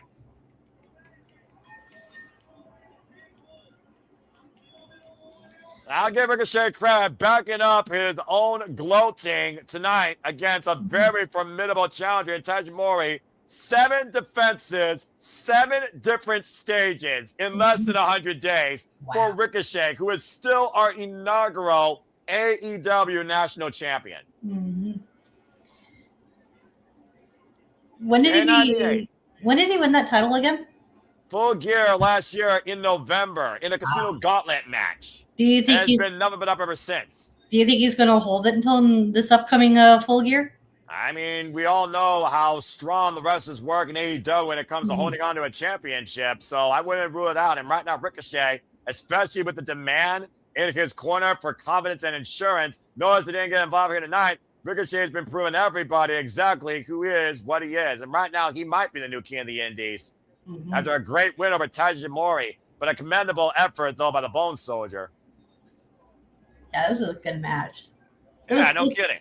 This was high octane, like a junior heavyweight match is supposed to be. Yeah, but also, how does it defend Taiji confidence heading into this year's Best of Super Juniors? Yeah. Well, again, wrestling fans, we still have a whole lot more coming up. I hope that you all are continuing to enjoy the ride with me and Ashnat. Again, stay tuned tomorrow. We have Batty Brakatati for the New Japan Cup exclusively at Batty for Wrestling. If you haven't subscribed today, please subscribe and follow Batty for Wrestling, primarily for all your New Japan Pro Wrestling loving coverage. I'm just happy to be along for the ride as a lover of New Japan and Stardom, which are my top two companies on the planet. Of course, during WrestleMania week, we will be covering Stardom. Stay tuned for more on that, and we hope to cover some of the biggest shows of Stardom's calendar year this year, including the finale of the 5-Star Grand Prix. Speaking of, you can stay tuned for further New Japan Pro Wrestling coverage and bracketology when we bring forward not only possibly the Desperado Invitational from Las Vegas, but the opening day of the G1 Climax. That and so much more here at the Super Reliable Studios. Stay tuned for further details as we get ready for our next match. And this one is going to be fun. Wait. Make some noise for the boys. And about to say, Bustah and the Brain, Alec Price and Jordan Oliver, who's been taking the grand stage of All Elite Wrestling, and of course have been thriving as game changers in Game Changer Wrestling. Still the GCW Tag Team Champions, by the way. Jordan Oliver and Alec Price. Combination of Bustah and the Brain taking on El Desperado and Kushida here in tag team action. We've gone from junior heavyweight singles to junior tag action. Can you imagine, Ash, if Bustah and the Brain were participants in this year's Super Junior Tag League in New Japan Pro Wrestling? Oh my god, if they are in the same block as the Ichiban Sweet Boys, oh my god, that's gonna fucking slap, that's gonna bang, that's gonna do all kinds of fucking, I want that match. I turned on Ash apparently. I love Ash's passion. I love when she has an out-of-body experience. That being said, let me just say this real quick, by the way. It was back in the All-Star Junior Festival here in the United States in 2023 that El Desperado found himself in the ring across from Jordan Oliver. Alec Price, though, has never been involved in a New Japan professional wrestling ring. And right now we have Bustah and the Brain taking on a pioneer of the junior heavyweight division and the last, if not strongest focus of the IWGP Junior Heavyweight Championship. I just thought of another team that would slap so hard against by DMP or Bustah and the Brain. And who would that be? If PWA can send over the Velocities again. Oh, good Lord. Oh my God, yo. I would absolutely I would love that because we got modern day Motor City Machine Guns versus Australian Motor City Machine Guns. They just want all the machine guns. Just bring out the whole arsenal, don't you? Freaking Kushida brings out the DeLorean in 2026 from 1980. For those that are wondering, by the way, Kushida is the new MLW World Middleweight Champion after turning heel and joining Contra. He defeated Templario for that title at Battle Riot 8. And so far has 2 successive defenses. JJ's here in the chat. Oh, look at that. The Bustah and the Brain. One is the genius, the other is insane. There is Bustah and the Brain. You know what? Non-copyright, but as a fan of that cartoon I was wee lad, I'll allow it. Not to mention, whoa! Well, I'm very smart. I'm either going on the attack. Oh, right. El Desperado is also one of my boys. With City by the Bay was asking. Was that City by the Bay who was asking? Yes, that was City by the Bay. Yes, shout out to City by the Bay. Desperado is one of them too. Good to see you, JJ. I'm not thinking about Despy. The Bustah and the Brain right now throwing themselves to Kushida and El Desperado. Kushida, who turned heel and joined Contra with wins over Aaron West and Alan Angels so far in his run as the MLW Middleweight Champion. Oh, man. El Desperado, of course, notorious IWGP Junior Heavyweight Tag Team Champion alongside Yoshinobu Kanemaru, 1 point part of Suzuki-gun, and as I said earlier, formerly a 2-time IWGP Junior Heavyweight Champion. Suzuki-gun, one of the most violent forever and always. I'm about to say, always Suzuki-gun forever. I'm about to say, that's my faction, damn it. Anyway, yeah, mine too. I love Suzuki-gun. There's a reason why, Ash, why you and I are friends in New Japan Pro Wrestling, not best friends in Japanese wrestling. So again, arigato, my Batty friend. And right now, we got all 4 men finally outside. Familiar territory for Suzuki-gun members, of course. And of course, this new adjuvant in Kushida. they are no stranger to shenanigans. Irish whip. Well, you know, Bustah and the Brain are being perfectly honest here. In fact, they might encourage it. And right now, whoa, jumping up to the stage, Alec Price. Oh, wait a minute, Kushida right now, and Alec Price finding up at the top of the stage. This could end badly. Wait. Big kick. Oh, man! Kushida fell off the stage into Desperado, and Jordan Oliver's arms. What is Alec Price faking? Oh, no. Now Alec Price looking for a run-up! Lord, and a strike with a toe pick on Hilo. Hey, and he stuck the landing too. And perfect 10 says all the officials. Can we get inside the ring so we can actually get this one started, by the way? I don't know if the bell actually rung. I don't think it has, actually. I don't remember hearing it. I'm pretty sure it didn't. And right now, running uppercut in the corner, Bustah and the Brain isolating Kushida. Irish whip reversal. Oh! Big drop kick. Again, you gotta isolate one person here to have the match in your favor. But again, this is a tag match. Traditional tag match. One person legal at the one. Back press, one count on Kushida. And I believe that's Jordan Oliver kicking things off here as we got some order restored. And again, Jordan Oliver's a little less strange to the cerulean blue. Alec Price, this is his first time ever in New Japan Pro Wrestling. Oh, nice. The whole new world for him. And no kidding. Irish whip reversal. Of course, Kushida, who's defined best Super Juniors multiple times, of course, in his illustrious career. Cartwheel drop kick, one of the best to ever do it. Kushida, an ace of the division, teaming up with the current ace of the division that you can make an argument for. And probably your favorite deathmatch overlord for Japan wrestling after his wars with Jun Kasai last year, that crazy monkey in Freedoms. Into the midsection. And right now, Kushida getting both Bustah and the Brain's arms with a shoulder breaker. Let's not forget, Kushida loves to employ that hoverboard lock, that lethal Kimura. Front face lock. Excuse Tag me. made. No, you're fine, pal. Tag made at El Desperado. El Desperado, who had one hell of a violent 2025 calendar year. Our course former 5-time IWGP Junior Heavyweight Champion. Last held that title for 275 days. Desperado right now really trying to push himself. Of course, Desperado talking about, again, what strong style is. Being the strongest in all styles. Never letting up, including death matches. Yeah. This is armor there. Despy is like one wild cat. Cover. That's putting it politely. And down there. And you know, it's weird because Desperado, he never saw himself in that spot per se, nor was he ever wanted to be given that spot. But it became him. It became part of him. And he and the entire division became stronger because of it. Oh, look at him mocking Alex. Well, at the end of the day, this is New Japan. This is Desperado's world. You're just living in it. Prove something. Tag made to Kushida. And Kushida, who's kind of been on an abeyance from New Japan Pro Wrestling of sorts. One-handed right now is Jordan Oliver here against Kushida. That's not very good. Look at the step over here. And look at this trapped submission hold. Oh, that's lovely.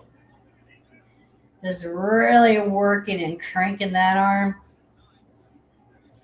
And of course, multiple times here at champion New Japan Pro Wrestling. Chained by Tsujuri, 19-year veteran of the game.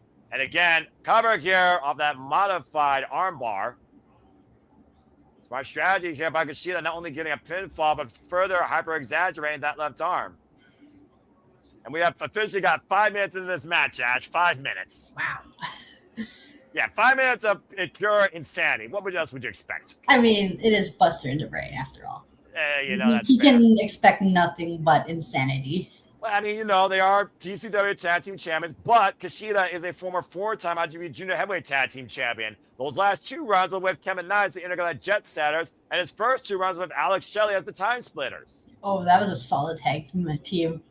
6-time IWGP Junior Heavyweight Champion as well. And again, the focus right now has been strictly on Jordan Oliver and that left arm by both Kushida and El Desperado. And we don't know what condition that shoulder is in, not just right now, but of course the war that Bustah and the Brain just were in recently. Covered now, but Desperado sits in it for 1 count. It must have like heavy damage done to it. Desperado by just having a little bit of fun here, just toying with Jordan Oliver. Bustah and the Brain Folks, by the way, have been GCW Tag Team Champions now for the 3rd time for the last 141 days. You can go watch our coverage for their last match here, part of the GCW Collective watch-along schedule we have here. That's Simply Opera Studios. Back at Baller Block-In, literally a couple days ago. Sunset Flip on Desperado. The cover now by Jordan Oliver. Shoulders down. Gets a 2 count. And desperately, Jordan Oliver needs to make the tag to Alex Price, Ash. Yeah, and he's nowhere to be seen right now. Again, well, there he is. Never mind. Desperado's being. Oh my god, Desperado's healing it up so good in this match. I have not seen this side of Despi in so long. I missed it. Well, considering the last time we saw this with Rado, he got friggin' brained with a piece of black glass mirror by friggin' Doki. Kushida, though, immediately coming in for the 8th, though. Again, up and over, leapfrog. And a tag made out of Price. There it is. The Bustah about to go flying. Ooh, high kick. No wonder Jordan Oliver's the brain. Jump out of the corner. Almost a double stomp on a standing Kushida. What the hell? Alex Price so damn fast, so damn agile. Springing off the top with the drop kick. Drop kick, another cover here on Desperado. Gets a 2 count. That was ridiculous. Yo, the fucking height on that flip. Like, what the? Don't blink or you miss it. That's what that was. And he literally touched the top rope. Oh my god, I love these two. There's a reason why they were the independent tag team of the year across multiple forms, including our own Simply Opera Studios Awards. Now that Price, Escalera, woo. Desperado able to get out of the way. Now following up, gets the boots up in the corner. Yeah, the Price on the move again. This boy is just ridiculous. And Desperado finally spins him down and plants him. Plants him with the 40. Did you hear that thud? I'm about to say from 100 to 0 real quick. I mean, think about this, though. If El Desperado and Kushida win, they might be in line for the GCW Tag Team Championships. I would actually love that. That'd be pretty sweet. El Desperado off the ropes. Oh, a jumping knee strike. And the Irish whip reversal. El Desperado hoists him up. Planted! What a spine buster! Almost planted through the canvas on that lion mark. Damn! Did I mention how much I love New Japan Pro Wrestling? Right. Oh, now they're both kind of big tags now. We got the brand and we got the time splitter. And Kushida immediately now taking out the hamstring of Jordan Oliver. Jordan Oliver able to jump out of the way. Ooh, man, big palm strike there. Grabs the leg, open palm strike, double palm strike, and there's Jordan Oliver picking up momentum. Kushida stops the kick. Rolling elbow. Staggers back to the ropes. The Irish whip reversal. Hand spring. Back elbow. Caught a German suplex. Oy. Snatch out of mid-air. The brains on that move by Jordan Oliver. Right? Literally. And I think the wise move here will be to get out of the ring and make the tag. Right, to the fresher opponent. I mean, how fresh are you after only being out of the ring for 15 seconds? That's Nonetheless, not like that, but like he doesn't have that much work done on him compared to Oliver. That's fair. Out of Price now on the move again, and El Desperado. Oh, behind the belly. Behind the belly slam to Alex Price in the middle of the ring by El Desperado. I think who do you think caught that more of a Price or Desperado? Because Desperado nearly took himself out with that. There's definitely a certain energy here in this match, and I think the energy favors Bustah and the Brain. The energy never dies. The end. Accurate. Elbow strike. Big uppercut by Alec Price. That's the second Black Eyed Peas reference I made today. Yeah, you're bloody brilliant, apparently, right there. Got to get that. And right now, Desperado trying to get that win against Alex Price here. Alex Price staggered. Desperado, average whip. Tag made. Desperado, I don't know if he's aware of it, though. Busting the Brand on the move. Shots to the midsection. Famous, sir. Jordan Oliver with the basement drop kick. Alex Price. Triangle drop kick. Wiping out Kushida. It's been the biggest win in Busting the Brain's career. Oh, yeah, absolutely. Knocking down two junior heavyweight aces. As a tag team in their tag team debut in New Japan Pro Wrestling, nonetheless. Tag made, and what the hell? Uh-oh. Looking for the super. Oh, wait a minute. Kushida, I sense disaster. Oh no, it's a Tower of Doom. Oh, it's mad! Springboard Frankensteiner! And Big Boot throws from Sphere! Oh, a super kick by Alex Price to Desperado. Kushida, pillar kick! And Alec Price, rebound, lariat! And all 4 men are down! Good Lord! Yeah, that was a different sequence than I thought it was. I thought they were going to go for a Tower of Doom spot. Apparently, all they wanted to do is just threw caution to the wind, and everybody just threw each other, and all 4 men are down for the moment in this incredible tag team exhibition. Crowd chant, this is awesome. I agree. This is professional wrestling. You see Kushida, though, looming on the outside. Bodies lying all over the place, and El Desperado and Alec Price are the 2 legal men. Yeah, the Japanese commentary are loving this too. Yeah, I'm about to say, Japanese commentary is always on point. Yeah, that's what I'm watching with now. I'm watching the Japanese commentary. I'm just listening to the bit again, the way they say moves. There's just a certain energy to them. With the Tora! One day I'm going to try and call an entire match in Japan. That's one of my goals in life before I leave this earth. Nice. Big elbow strike. And right now, Alec Price is meeting El Desperado in the middle of the ring. El Desperado, who ran a gauntlet during last year's Best Super Juniors against DDT's Mao, one of the damnedest matches I saw during that tournament. Yeah, I heard that was really good. I heard Mao had a really good showing in the tournament He really last did. year. I hope he's back in this one again. Oh! That right to the jaw. Pinson. Oh, counter by Alex Price. Hooking up Desperado. Inside cradle. Inside cradle, too. Oh. Almost stole it. Press kick. Rising knee. Izaguri. Turns Desperado around. 360. Alex Price. Escalera out of the corner. Big float over blockbuster. And the cover of the far leg to win. And Kushida with the save. Boy fucking springboards. It's just like nothing I've ever seen. Like, oh might as well be walking on air. That's what it should be. Handspring kick takes Jordan Oliver down to the outside by Kushida. Kushida trying to get a comeback here for his team. Rebound Lariat caught into the hoverboard lock. And the hoverboard lock would do it, even though Kushida is not legal. Uh-oh. And the bam! Shote. Big to cock and right hand. Double right fist to the jaw. Jordan Oliver trying to come to the end of his partner. Kushida, though, trapping him in the hoverboard lock. Meanwhile, Desperado, Pinson, Loco! Alec Price, and covered, and Desperado, Kushida with the win. Good showing for the boys, though. Very good showing for the boys. An extremely strong showing for the boys. Their first time ever match in NJPW. Still taking the world by storm as a duo. Incredible stuff here tonight at the new beginning. Right? Desperado Kushida, though, with the win tonight, though. Yeah, this is like, what, the third match?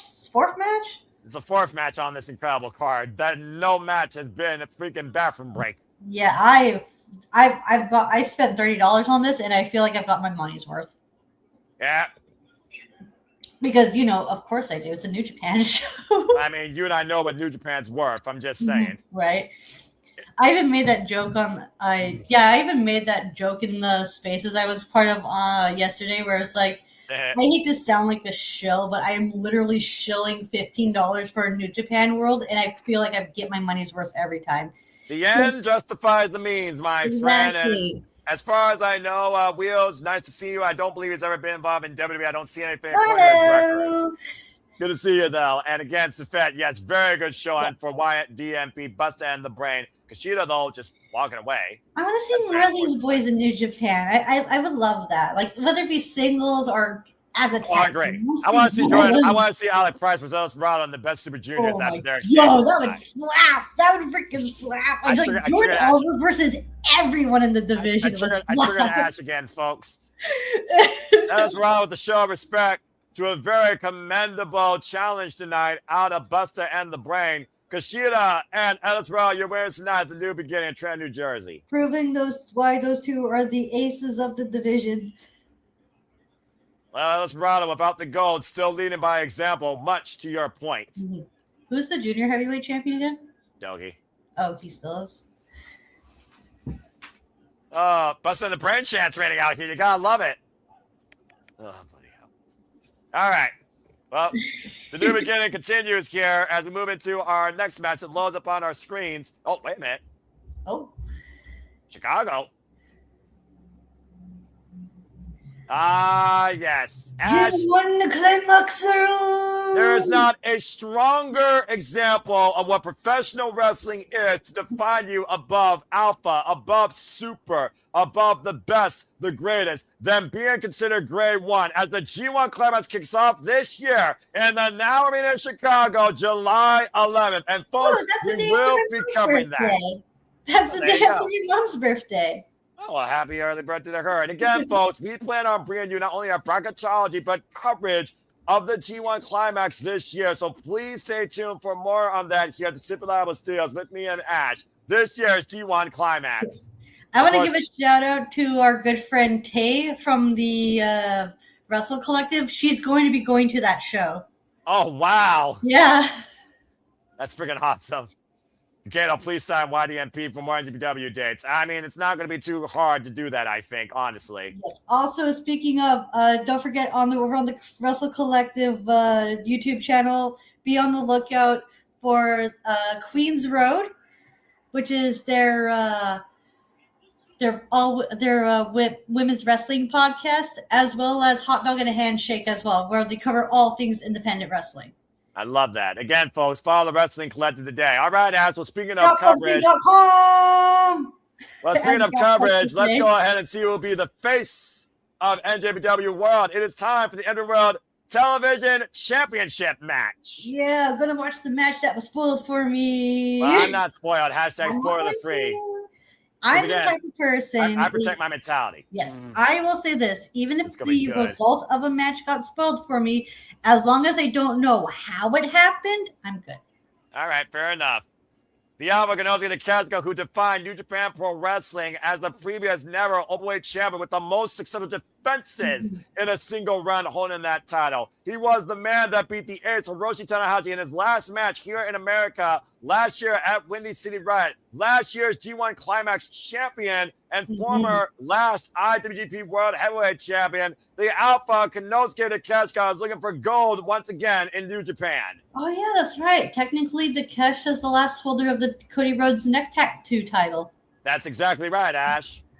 Tomohiro Ishii versus Kenny Omega, Kota Ibushi versus Hiroshi Tanahashi, Katsuyori Shibata versus Hiroshi Tanahashi, G1 Climax 25, G1 Climax 28, G1 Climax. I could be here all night talking about G1 Climax, folks. Or you can just watch the what tournament would you suggest? Do you watch? Oh, Jesus. I think that would be a better question. It's like, because the way the G1 Climax works, there's matches, but you gotta watch it. You gotta look at the field. You know what? That's fair. It's a round robin journey. You gotta look at the field as well. Probably either 25 or 28, I think, is what I would start with. If you want to look at more names that you are familiar with outside New Japan pro wrestling. And City asking, what do we consider the number 2, number 3 promotion in Japan? Stardom and Noah? Stardom and Noah, honestly. Anyway, you were saying, Ash? When you said when you said 18, are you referring to 2018 or 08? Because I kind of misheard. I think the 2018 one. Oh, hey, that was my first G1 Climax. Oh, there you go. Well, welcome to New Japan Pro Wrestling. And again, I hope you're enjoying the coverage so far. And stay tuned for more from me and Ash, particularly on this, as we get ready now for our NJPW World Television Championship match. Here comes the headbanger. Oh my god, I love El Phantasmo. I actually have an El Phantasmo shirt. I want to see it. Yeah, sure, why not? While we wait for the headbanger to come in here. And of course, Sandy, to your point, regardless of tonight's result, Konosuke Takeshita will be challenging John Moxley for the Continental Championship with a match of no time limit at AEW Revolution. And folks, stay tuned for our coverage of AEW Revolution and Sleepy Ditting. Oh, look at that. That's very nice. My friend got me this a few years ago for my birthday. Well, that's a sweet gift. Yeah. Phantasmo, of course, has been involved in this business over the past decade, surviving cancer. And of course, Ash, we saw him successfully retain that title against DDT's Chris Brooks at Wrestle Kingdom 20, looking to make this title more important, but also shape it in its own identity towards anybody in his current run. This doesn't fit me no more, sadly. You can always keep it as a commodity, and that's undisputed. Absolutely, Same thing for yes. Same thing for my NXT shirts. I'm just saying. Same with mine. I kept all my pro wrestling shirts, although there are a couple that I wish I had because I'm unable to find them because I lost them during the multitude of moving I had to do throughout the years. That's fair. ELP, by the way, folks, the 9th NWA World Television Champion. He is going into his 8th defense tonight after beating Konosuke Takeshita in a time limit draw. The last time they faced off against each other was Wrestling Dontaku last year in May. Of course, the record stands right now 2-1 in favor of Takeshita after ELP lost to Takeshita not once but twice in G1 climaxes. Bell rings, we're officially underway for this NWA World Championship match. For those that don't know, these matches are strictly 15-minute time. If it goes with the draw, the champion will retain again. And Konosuke will once again be a victim of a time limit. What's your experience here with these two men? I've noticed something about El Phantasmo. Like a lot of his defenses, he retained because of the time limit draw. That's very true. I mean, again, we've seen time limit draws before where the champion was not satisfied with the result.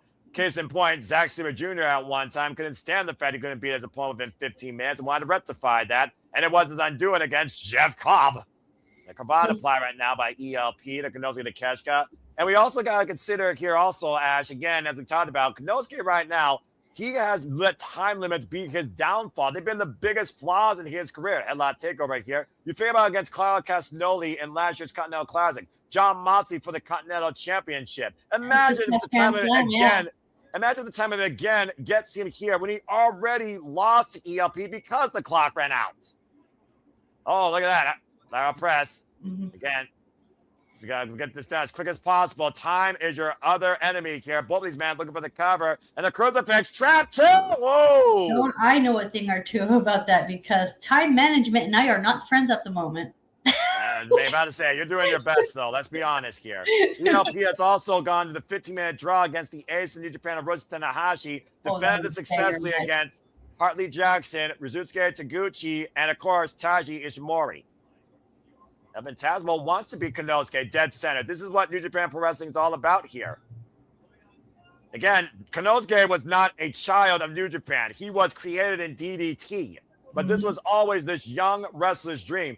What? God, that's a Takeshita lariat. Since he was 8 years old. And I know I should still talk about how much Konosuke is looked at as an outsider, but there's got to be a garner of respect for what the Alpha brings to a New Japan ring. Yeah, he just went flying at him with that lariat. Of course, excuse me. Oh, you're fine, pal. Rocky Romero is in Konosuke Takeshita's corner. Rocky Romero, who's really mediated these connections with New Japan and CMLL and AEW. Of course, the right hand of Don Callis. Takeshita is such a joy to watch. Like every time he's on AEW and New Japan, I'm happy to see him. Yeah, right. And of course, we know we're going to see him at Revolution challenging John Moxley for the AEW Continental Championship in the first ever Continental Championship with no time limits. And that match was 20 minutes long. He's got 5 less minutes here. I think I have I have a feeling those wow, the sequence. I talk about high springboarding. El Phantasmo is no stranger to the springboard. Like he springboards like a mofo. Well, former, Rev Pro British cruiserweight champion, let's forget, and also best of Super J Cup winner. Yes. Konosuke figuring he outsmarted ELP who goes up and over. Oh God! Ooh, nicely scouted there. I almost want to say spouted. That's not the word. No, Ash. it's not. Scouted. Words matter, Ash, but it's okay. I got you. I'm not going to botch you on that because I understand what you mean. But to your point, sniped out of the sky with that vicious elbow off the plunger. I think I know how my brain is working. I want to say spotted or scouted, but it comes out as spouted. You somehow combine two words like freaking Goku and Vegeta. Fusion. Fusion. Ha! I'm about to say. Let's not forget, countout also is in play here. The title can change hands via countout. Irish whip to ELP hard in the railing. Countout? Yeah, that's how ELP lost to the Great Old Khan, lest you forget. I did not know about that. I didn't see that match. I was not. It was a car wreck and a half. And it's so funny. ELP earned it back very shortly at Houston Okumi last year in April. Here I am complaining about how it's booked, yet I don't even know the rules of the title I complain about. Well, that's why I'm the play-by-play history man. That's why I got you covered. As far as your really appreciate it. It's all good. DDT on the apron, spiking Part of ELP. the ring, mind you. Yeah, about to say, but Wood meets Still and Konosuke breaking up the count. Really spiking Phantasmo on that shit. You almost wonder if Konosuke wants a count-out victory here. Does he want to win this championship by any means necessary? And does he need that killer instant if he wants to beat Jon Moxley? Again, he's going after a championship ahead of Revolution. And let's not forget, he is triple contracted again to DDT, New Japan, and AEW this year. Yeah, and not to mention, a title win would do wonders for his momentum going into his match against Moxley. Up to 10. I've got 20 count on the outside. Konosuke right now is just letting the count continue, almost scouting ELP, letting to see if he regroups here. No rush right now on the Alpha's half, and ELP still clutching the back of his head and neck. Damn. To 16. Up to 17, ELP can't find his bearings. 18. Oh, ELP critical situation. 19. Oh, man. And we have 5 minutes into this. Close. Even Romero couldn't believe it. Yeah, right. We're 5 minutes in, by the way, as in the 15 minutes of this match. Let's get closer than that without count out. About to say, how much power does ELP have right now? Can he forward exert himself with the damage done to his neck? Hold on. I just noticed something. What? Is the TV title, the rules of the TV title, are they very similar to ROH's pure title rules? Minus the rope break rules. No, because pure rules matches go longer than 15 minutes, but most pure rules matches we've seen as of late have gone underneath the 15-minute time limit by Lee Moriarty and the virtuoso Deonna Purrazzo. And in ELP, and in this case, the World Television Championship match, there's no judges. It's you, your opponent, and a time limit. Simple as that. Okay, fair enough. Of course, again, like we talked about, the former and last IWGP World Heavyweight Champion, previous NJPW Neverweight Champion, AEW International Champion, and 5-time KOD Openweight Champion from DDT Pro. I'm pointing the head of the elbow, right up the ropes, ELP, drop kick! Takes Konosuke down. And a reset point here for Konosuke, Takeshita, and El Phantasmo. Oof. Seeing which one of these men would capitalize more, because damn, the poor Phantasmo really got his network on him. And no kidding.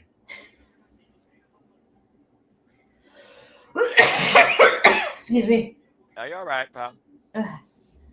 Again, you see the way ELP is clutching his shoulder here, still meeting the Alpha towards center. Swing and a miss. Palm strikes here. Elbow by ELP.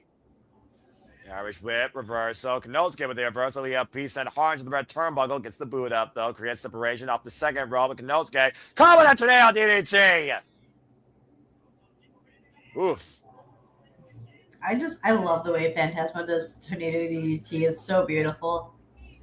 Now, ELP needs to continue to stay in the driver's seat. At the end of the day, it's ELP looking for a pinfall win or outlasting the clock again. Knife edge shop in the corner with a bit of stank. Escalera grabbing the hand of Konosuke. Again, gloves using those ropes. And Takeshita down to cover lateral press. Gets a 2 count. And now Phantasmo trying to follow up here. The way Phantasmo works those ropes is amazing. Has he ever worked in CMLL? I'm not sure, actually. I know him primarily from his work in Rev Pro, and of course, we've recently seen him work in GCW. He would do one. I think he would do very well in the lucha setting. Phantasmo right now looking to be the rock star of NJPW here. Of course, that air guitar passed down to him by Hiroshi Tanahashi. Konosuke though, drove his boot, screwy up his face. Again, you can't take too much time with the Alpha. No, not at all. There's a time and place for showboating. And right now, this is the worst possible place to be if you're ELP. That's Konosuke hoisting him up. Oh, Lord. Whoa, an ELP able to escape out of the possible superplex. Now hooking up Konosuke to catch up in the fireman's carry. Argentine backbreaker position. Konosuke lands on his feet. Irish whip reversal in the red turnbuckle. ELP again able to escape. Both these men picking up speed and a miss. Rebound off the ropes. Cross body. Cross lateral press. And a 2 count. Still not enough. Dragging a combination up the second rope with the moonsault. Lands on his feet. ELP up the ropes again. Tope suicida to Konosuke on the outside. Whoa. It's always impressive to see how much ELP can use the environment to his advantage. Right, and how smoothly he just takes to the skies. Referee starting his 20 count on the outside here. Speaking of Mexico, though, we now know that Mercedes Moné will defend the CML Women's World Championship against Persephone again. Ooh. And Persephone beat Olympia in a number 1 contenders match. ELP, though, what the hell is the headbanger thinking? This is not a wise idea for El Phantasmo off the top rope moonsault into the audience. Oh, wow. You see the height on that? Acting on instinct alone and clearing the barricade and wiping out the Alpha. Yo. Good Lord. Oh my God, I just thought of something that would be so cool to see. You want to talk about springboarding mofos? Alex Price versus El Phantasmo would be dope. You know, it wouldn't surprise me if Alex Price was inspired by El Phantasmo to a degree. Yeah, that'd be pretty sweet. I can see the similarities, honestly, if I'm being honest with you. That time limit, though, again, it's got to come into play. Of course, Price already faced the LP at Holy Smokes 2026. Oh, they have wrestled. Yep, springing up the Swanton Bomb up the second rope moonsault, double offense, the cover on Konosuke to retain, gets 2.5. ELP coming off that win in GCW against Alec Price. I gotta check out that match. It literally happened on February 15th. Sorry, when is that happening? Holy Smokes, GCW Holy Smokes 2026, February 15th. Oh, it's happening. Oh, that happened already. Yes. Okay, cool. Yeah, ELP is no stranger to game changer wrestling. He may not have been involved in Mexico, but because JJ sent me pictures of him seeing Phantasmo. Okay, exactly. I'm about to say, that's all the wrestling in the world you're catching up on. You're fine, pal. Yeah. Okay, hoisting up ELP. Oh, out the back door, roll through, and El Phantasmo might be looking for the CR2, but Konosuke, again, the size of Konosuke, trying to trap the arms. Konosuke escapes, hoisting him up. Blue Thunder Bomb cover! 2! Damn it! Oh no, you're telling me the Thunderbomb didn't win the match? What the hell up, Ash?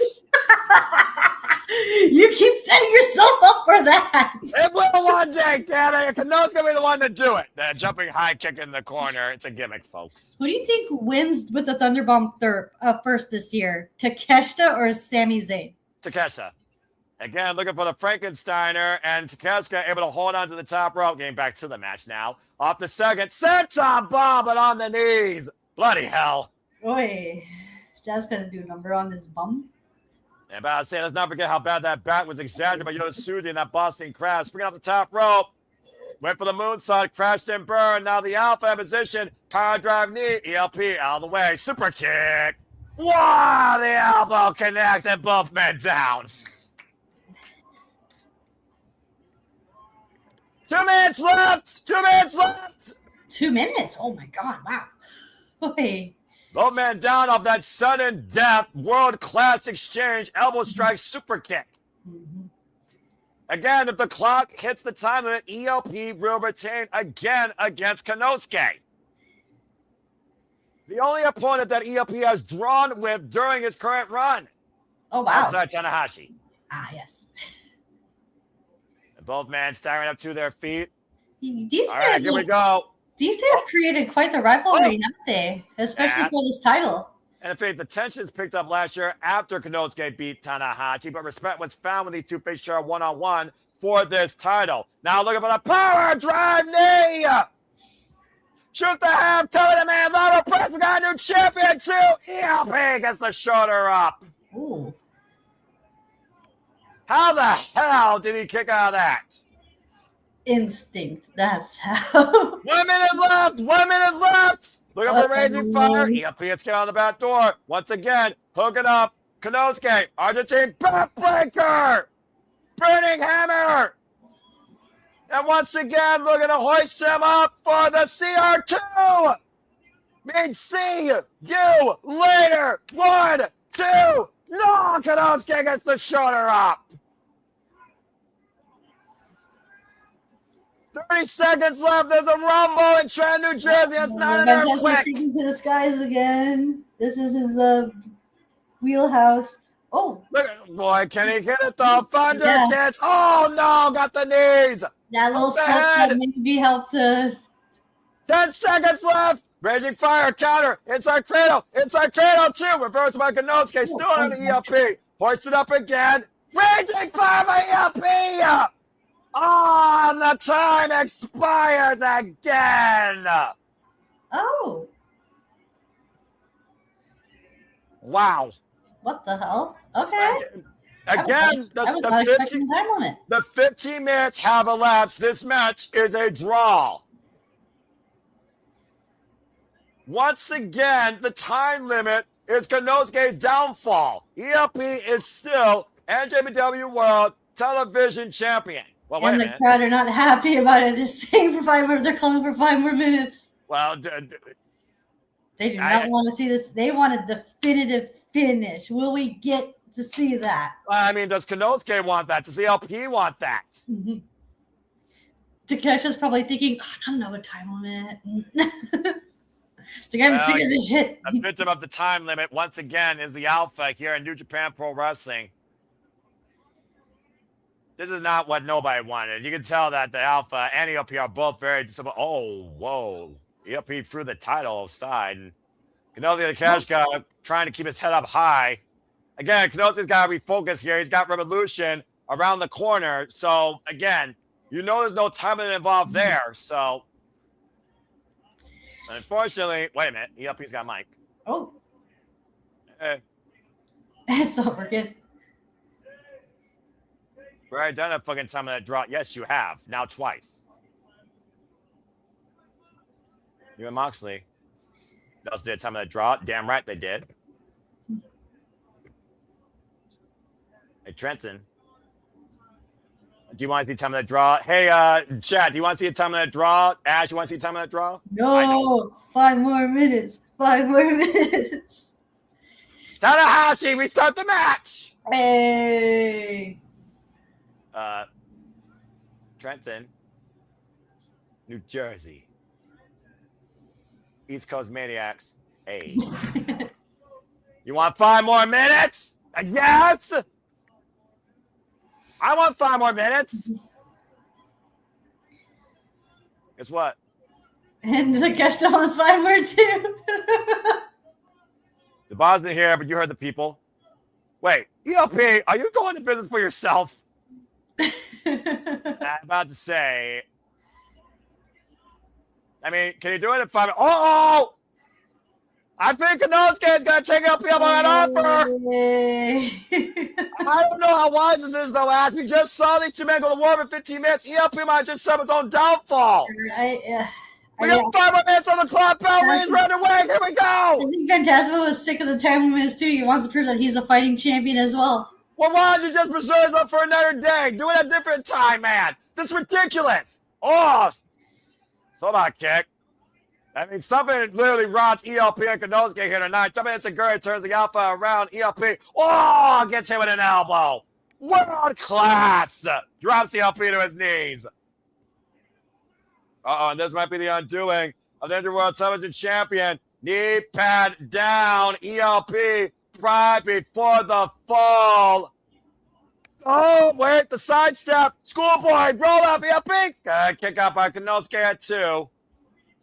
And Takeshita, ELP though, trapping Konosuke, sits in the cover. Konosuke with a reversal, deep cover. Both these men trying for position. Roll up exchanger, roll through. ELP, jackknife cover on Konosuke. 2. Konosuke bridges up, reverses. Both these men right now jogging for strength in a backslide attempt. Both these men looking to take the other down. Oh, Konosuke holding on, driving ELP down. Shoulders down. Oh, man, nearly got the title. Oh, Canadian Destroyer! From the Vancouver native. Not Winnipeg. Sorry, Ash. Yeah, that's okay. Canada's Canada. It's Canada. Again, is it see you later? No, wait a minute. Konosuke. Oh, no. Oh, no. Oh, no. Hitokanashi, bastard driver! Oh, and the wheelbarrow suplex follow-up! Oh, that's oh my god, that's beautiful. That was beautiful. And suddenly ELP runs to a lariat to cover by Konosuke. Kick out at 2.5. Oh my god, what a sequence. Holy shit. What the fuck it's gonna take? And time is of the essence here again, might I add. Right? And once again, hooking up ELP. Finally giving its own CR2. Oh my god, can you imagine Takeshita winning with his own move? And he still didn't do it! Wouldn't that been something if Takeshita won using Phantasmo's own move against them? Oh, wait, what's ELP? Crucifix 2! Oh! Bang! Power drive, they exposed these shots! Hoisting him up! Dead fire! And Konosuke with the cover! 2! We have a new NJPW World Champion! Title. Okay. Good God! Konosuke finally did it! And it took damn near half that 5 minutes. Look at Rocker Man's face almost exploding like Rusev yelling at your screen. Konosuke Takeshita is once again a champion in New Japan Pro Wrestling. And you know what? I'm okay with this. I don't mind Takeshita. Because we'll say this. At least with Takeshita being the TV champion, I know that's going to be defended at Dynamite, Collision, AEW shows, possibly ROH, and whenever he comes to New Japan. That's probably accurate there. Yeah. What a hell of a restart. What I'm saying is I'm okay with Takeshita because that title is actually going to be properly defended. Yeah, accurate. As the representative of NJPW.com, Konosuke Takeshita is the new and 10th NJPW World Television Champion. He finally freaking did it. Working his way up back to the main event scene, and what better way with through trying to make that tertiary title important. But again, Ash, we got to point out facts here. ELP wanted a definitive winner, wanted to see if Konosuke could beat him. And Konosuke and ELP fought valiantly against each other. Screw the time. The stronger spirit survived. Konosuke wins at Trenton, New Jersey. Phantasmo is an honorable man. Respect to the former World Television Champion. And congratulations again to the Alpha, Konosuke Takeshita.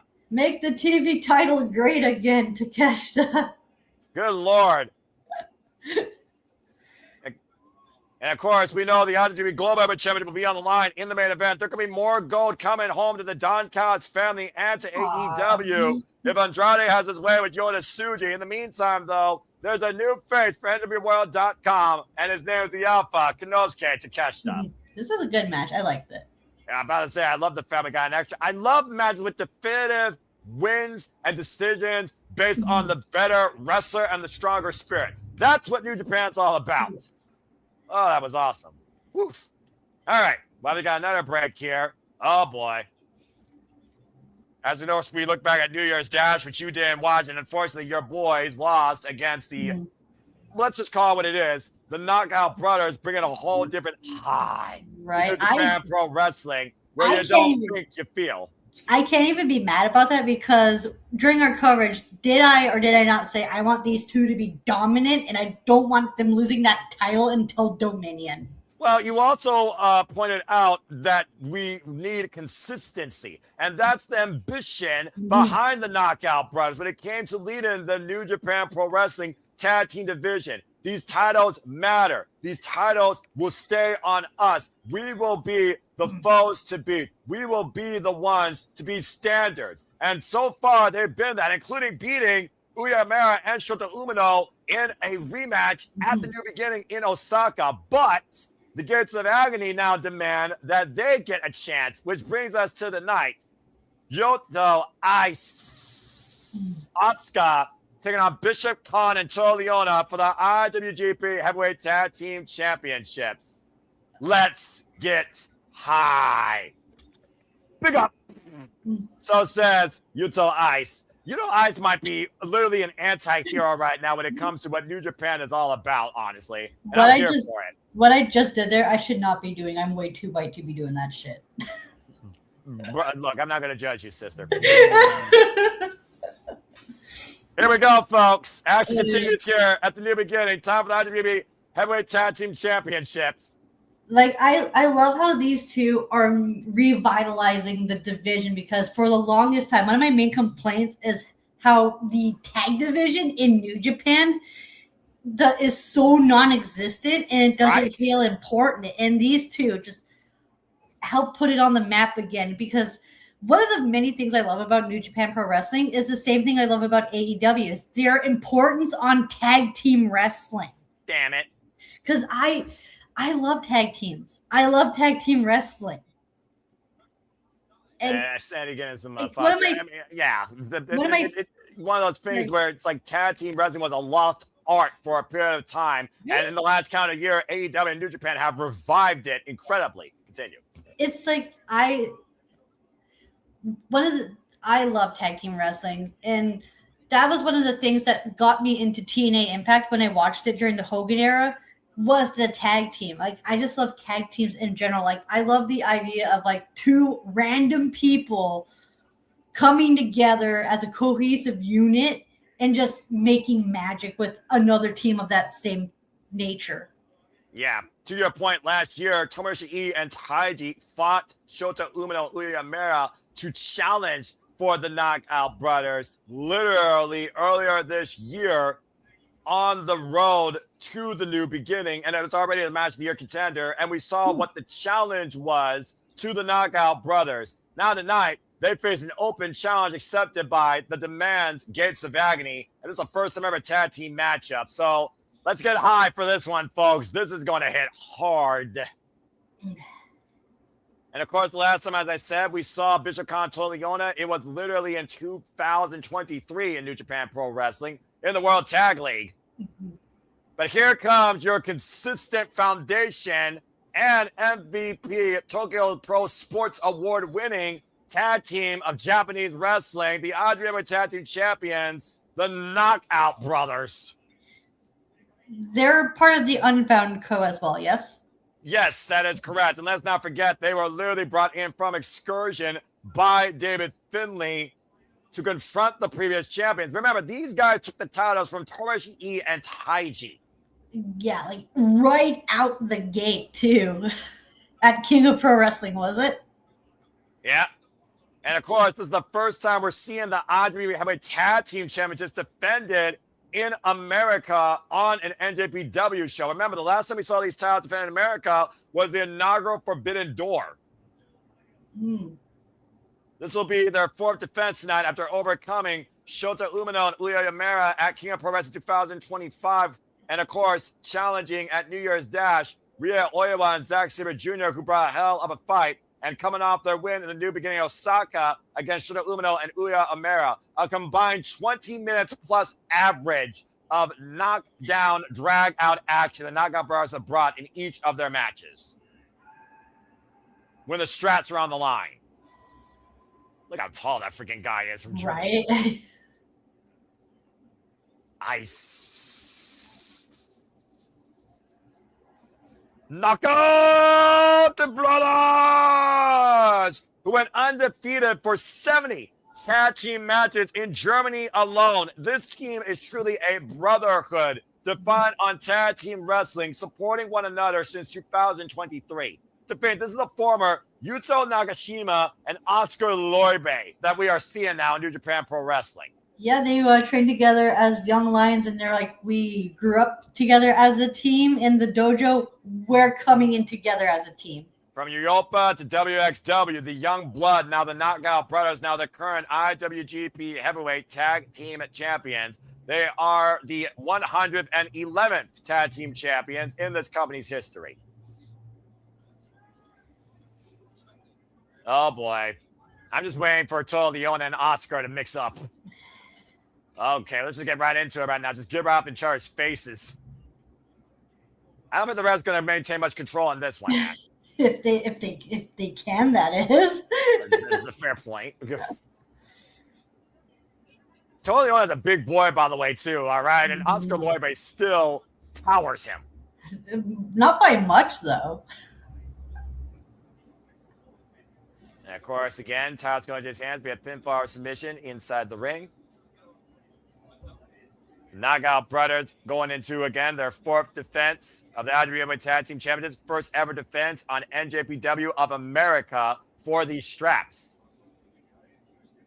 A special moment here as you see the titles hoisted up. And, of course, this match is a 60-minute time limit. I don't think it's going to go that far, though. Probably Here we not. go. Those sounds, and we're officially underway. You know, when I thought about people challenging the Knockout Brothers, the demand was not on my radar. But with Ricochet being the United National champion and challenging Ishimori, I guess it makes sense that his boys get some business done in New Japan Pro Wrestling. Because they were also fixtures of New Japan Strong, or when it in its inception. Yes, that's correct. So they're no strangers to this environment. No, absolutely not. You kidding me? It's one of those things right now that Yuto-Ice challenging the former Ring of Honor Dojo graduate, Bishop Kaun, former member of the Mogul Embassy, if y'all remember that team. That's right now, we're seeing Bishop Kaun test his mettle, his Dokkan against Yuto-Ice. And Yuto-Ice, of course, who literally lived off the streets finding life through wrestling. Cheap shot there by Liona from behind. And Bishop Kaun taking advantage of the running elbow. Again, about to say, though, do you isolate Yuto-Ice in this case? Do you isolate Oskar, the big German on the apron? Like, who do you go after here? Right. And in fact, you're talking about, again, the consistency, the fight we stored in this tag team division with the Knockout Brothers being the obstacle to overcome since King of Pro Wrestling last year has been absolutely incredible. Right. The work these two for the tag division is so remarkable. Back press by Liona up the senton, like a Days Kara gets a 2 count.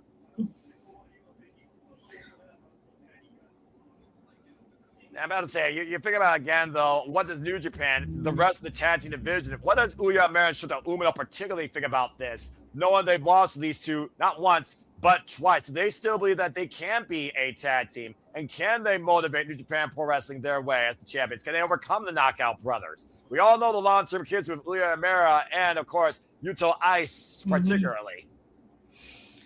Yes, rivalry as well. That's been dates back to their young lion days. And of course, last time we saw the Gates of Agony, as I talked about, was during the NJPW New Japan Road and the World Tag League 2023, overcoming and challenging teams such as TMDK, Chaos, United Empire, and of course, Ren Narita and Shota Umino, back when Ren Narita had a soul. Bishop Kaun now hoisted up by Oskar. Combination there by the Knockout Brothers. We talk about time and time again when it comes to these two and their connection to each other in the ring.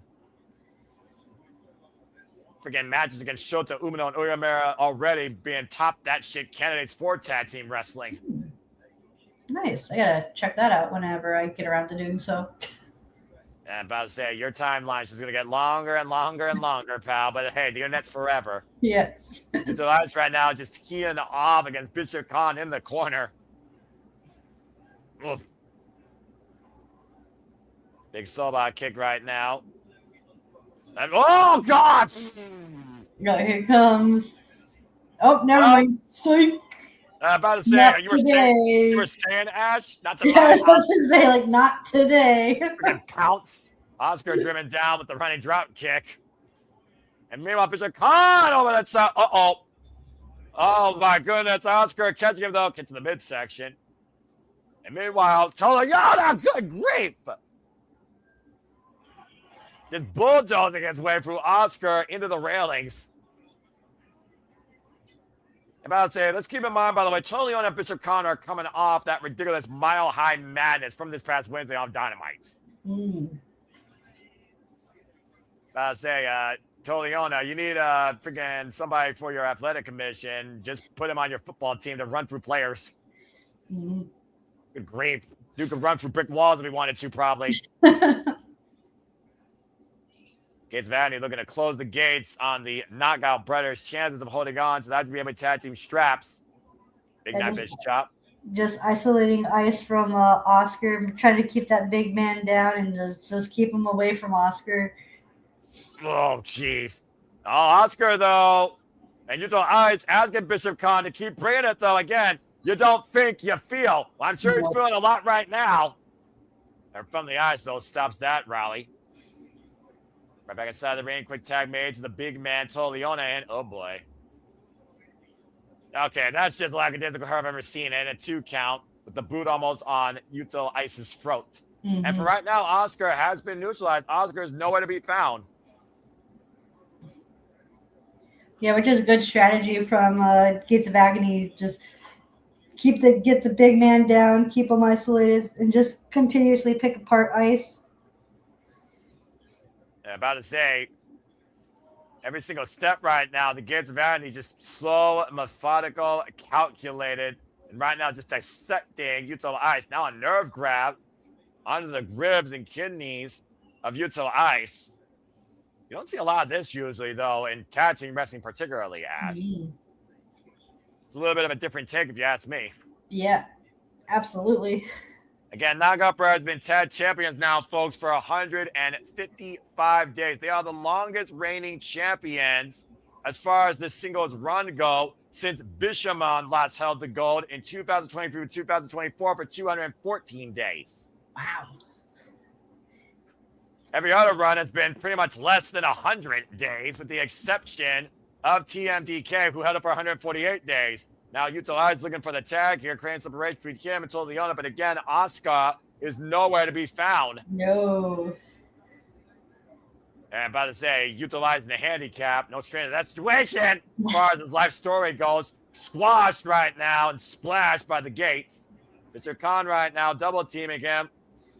Planting, Yuto-Ice with a running, drop suplex, the cover, and a 2 count. The continuous, those lackadaisical covers. Oh, there's Oskar.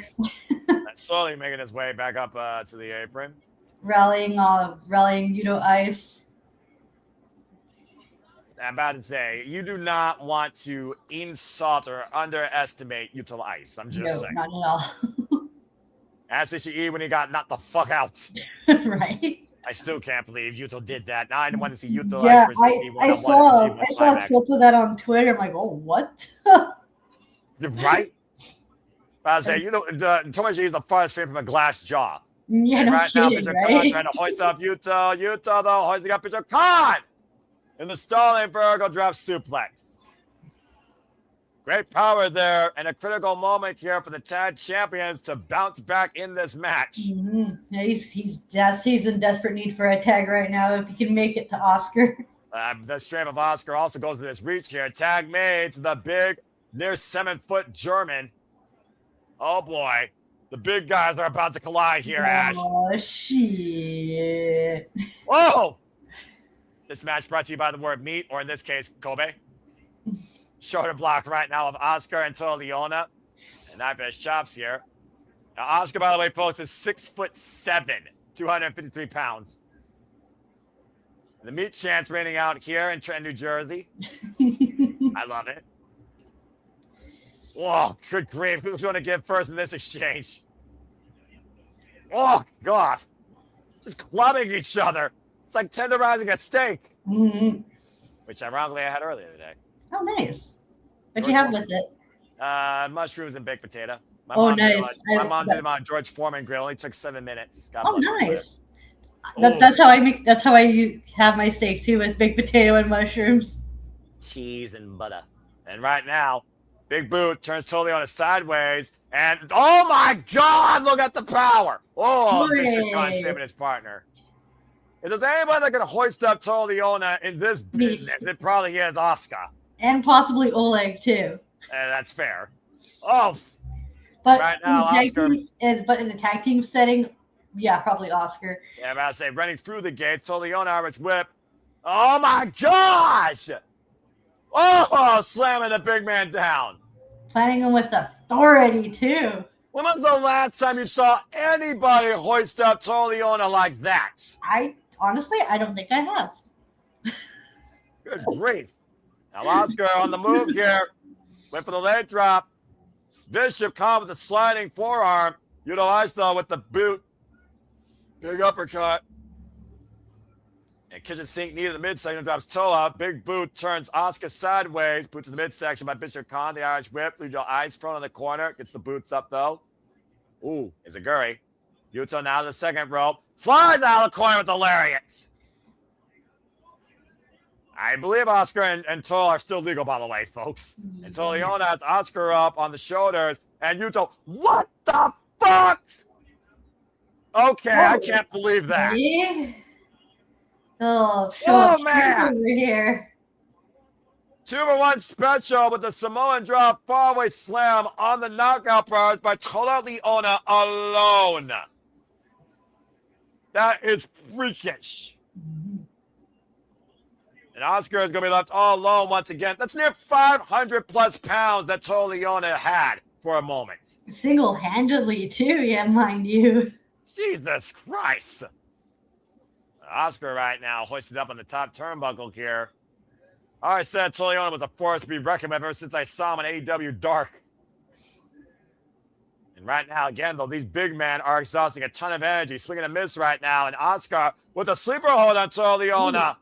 I know I talked a big game about Knockout Brothers. I haven't seen a full match of theirs, but I have seen clips and highlights. That's what I'm going based off of. I'll tell you this right now. This match is definitely more taxing, but it definitely is demonstrating how strong the Knockout Brothers have made tag team wrestling in New Japan. Diving headbutt suplex combination by the gates, and the cover by Toa and Yuta with the save. Good grief. Yeah, Yuto-Ice just would not stay down. No, not at all. Again, you don't think, you just feel. You just feel like fighting and fighting and fighting until you can't fight no more. Oh, that headbutt! Just all vibes. Literally all vibes. Yeah, Ace Crusher after the headbutt negates neutralized Yuto-Ice again, and Oskar. Uh-oh. And right now, Oskar in a world of trouble. The gates lining him up, looking to close it on the top. Collision by Bishop Kaun Liona. And we have the minds right now by Oskar looking to preserve the tag team championships. Double clothesline got hoisted up and planted with a double choke slam. Cover. 2 new champs nearly had the titles. 2 here tonight. I will say this: the Gates of Agony are doing a good job of isolating the Knockout Brothers. I'm about to say, the Knockout Brothers, they may have had a short stint as a tag team since 2023, but don't count out the Gates of Agony with how long Liona and Bishop Kaun have known each other, far longer than the Knockout Brothers. Going all the way back to Ring of Honor and beforehand, and Oskar, again, just fighting back against the world here, against 2 men. But still, the Gates of Agony trying to hold him back, double back elbow strike, Oskar off the ropes, double lariat, finally takes the Gates down. Good grief. And think about how much power Oskar had to push through that just to take down both Bishop Kaun and Liona in that exchange. Yeah, to use all of his might and willpower. But I didn't check out just GLA, it took out Oskar as well. Now Oskar crawling for the cover. And Yuto on the apron, tag me to Yuto-Ice. The KLB right now looking to take out Yuto. Irish whip in the corner. Double team again. Sidestep. Oh, man. Totally on up and over. I think he head at the ring post. And now Yuto-Ice teeing off here against Mr. Kaun. Right now, we're down to one-on-one action. Again, just driving his knee relentlessly. Just like really giving it to him. And Mr. Don't give a fuck about your well-being. Again, Yuto-Ice right now is feeling very high. Here comes the Bomba Clock knee in the corner. Crushing the face of Bishop Kaun. Looking to fall up again. Whoop, wait for the PK. That schoolboy, roll up by Bishop Kaun, and a 2 count on Yuto-Ice. Up and under. Oh, big elbow. Up on the fireman's carry. Gutbuster. And again, Bishop Kaun right now in the driver's seat. Looking for the finish line. Double underhook on Yuto-Ice, who escapes. In the midsection. Oh, God. Roundhouse kick. Cover. Lateral press. 2 counts.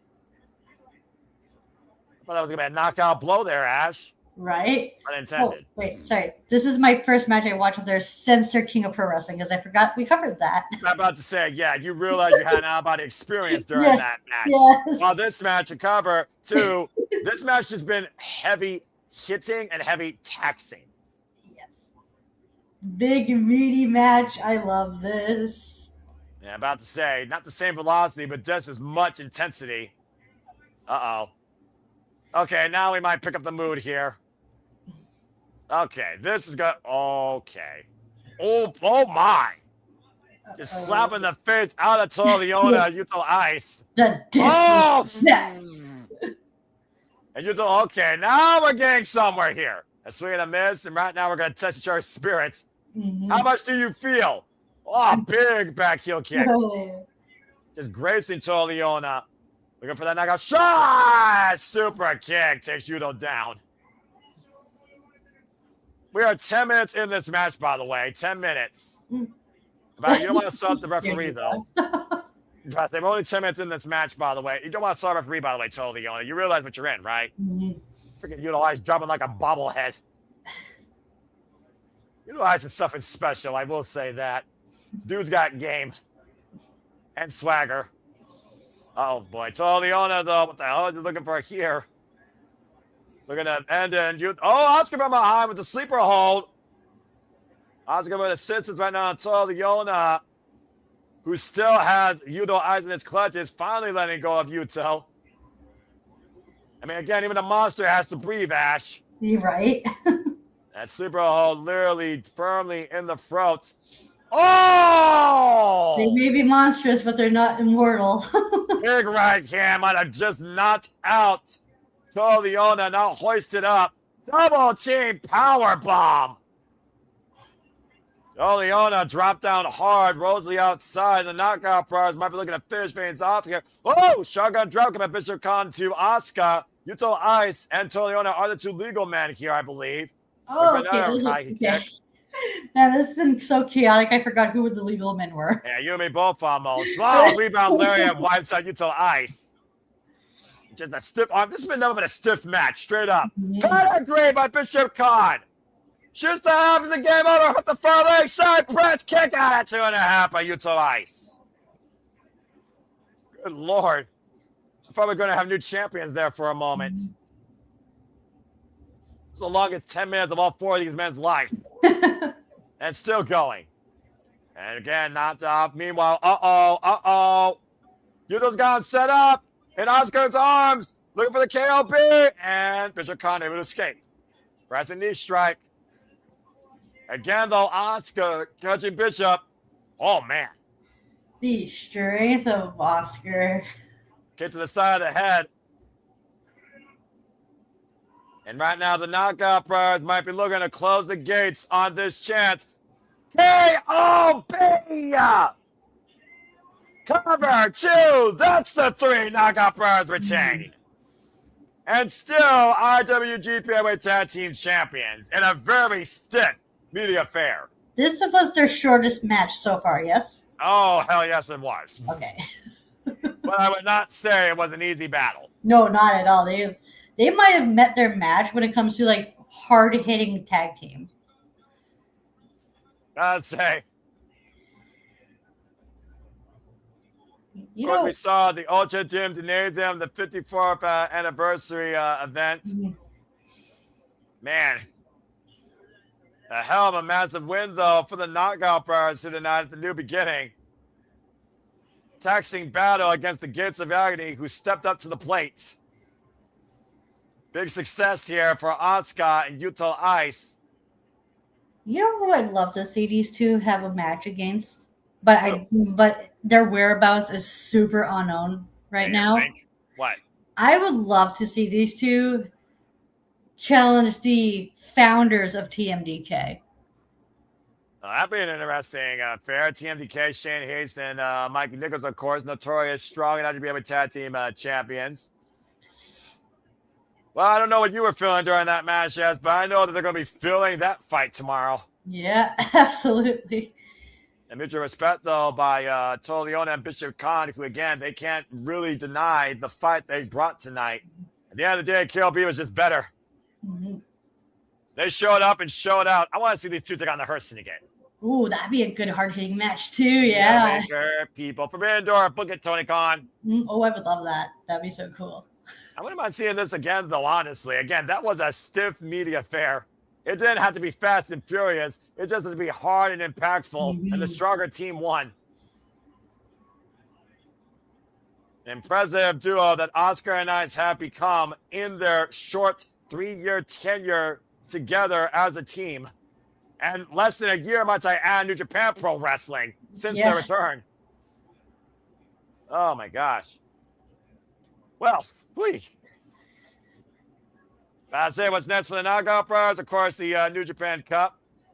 We know that both Oskar and Yuto-Ice will be involved in that. We might see these two face each other one-on-one. That's a possibility. You never know with how these brackets are and these matches turn out. Well, coming up next, folks, our semi-main event for the IWGP Women's Championship. As for the first time ever, Syuri will defend the gold against our Ring of Honor Women's World Champion, the fallen goddess, Athena. Oh, my goodness. That was taxing in itself for me. It's like, which man's going to go down on the strike first? Good grief. Neither man wanted to give an inch. Neither man wanted to go down. Just go down already. Not at all.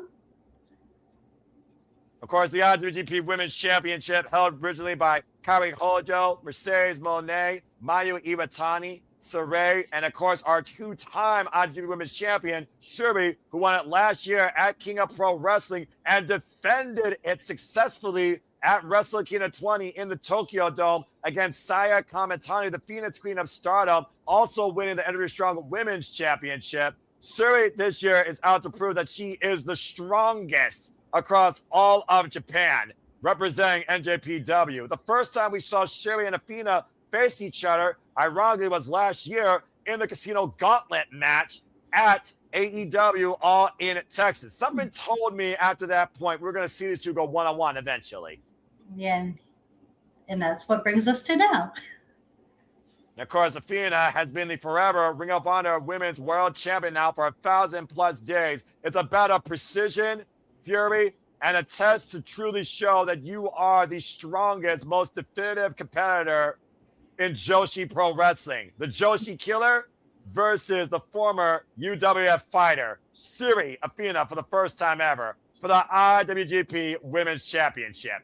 This is going to be good. Of course, Athena has been unstoppable, Ash, since 2022, December, when she won the Ring of Honor Women's World Championship from Mercedes Martinez, and no one's been able to stop her. And that was that final battle, yes? That's right.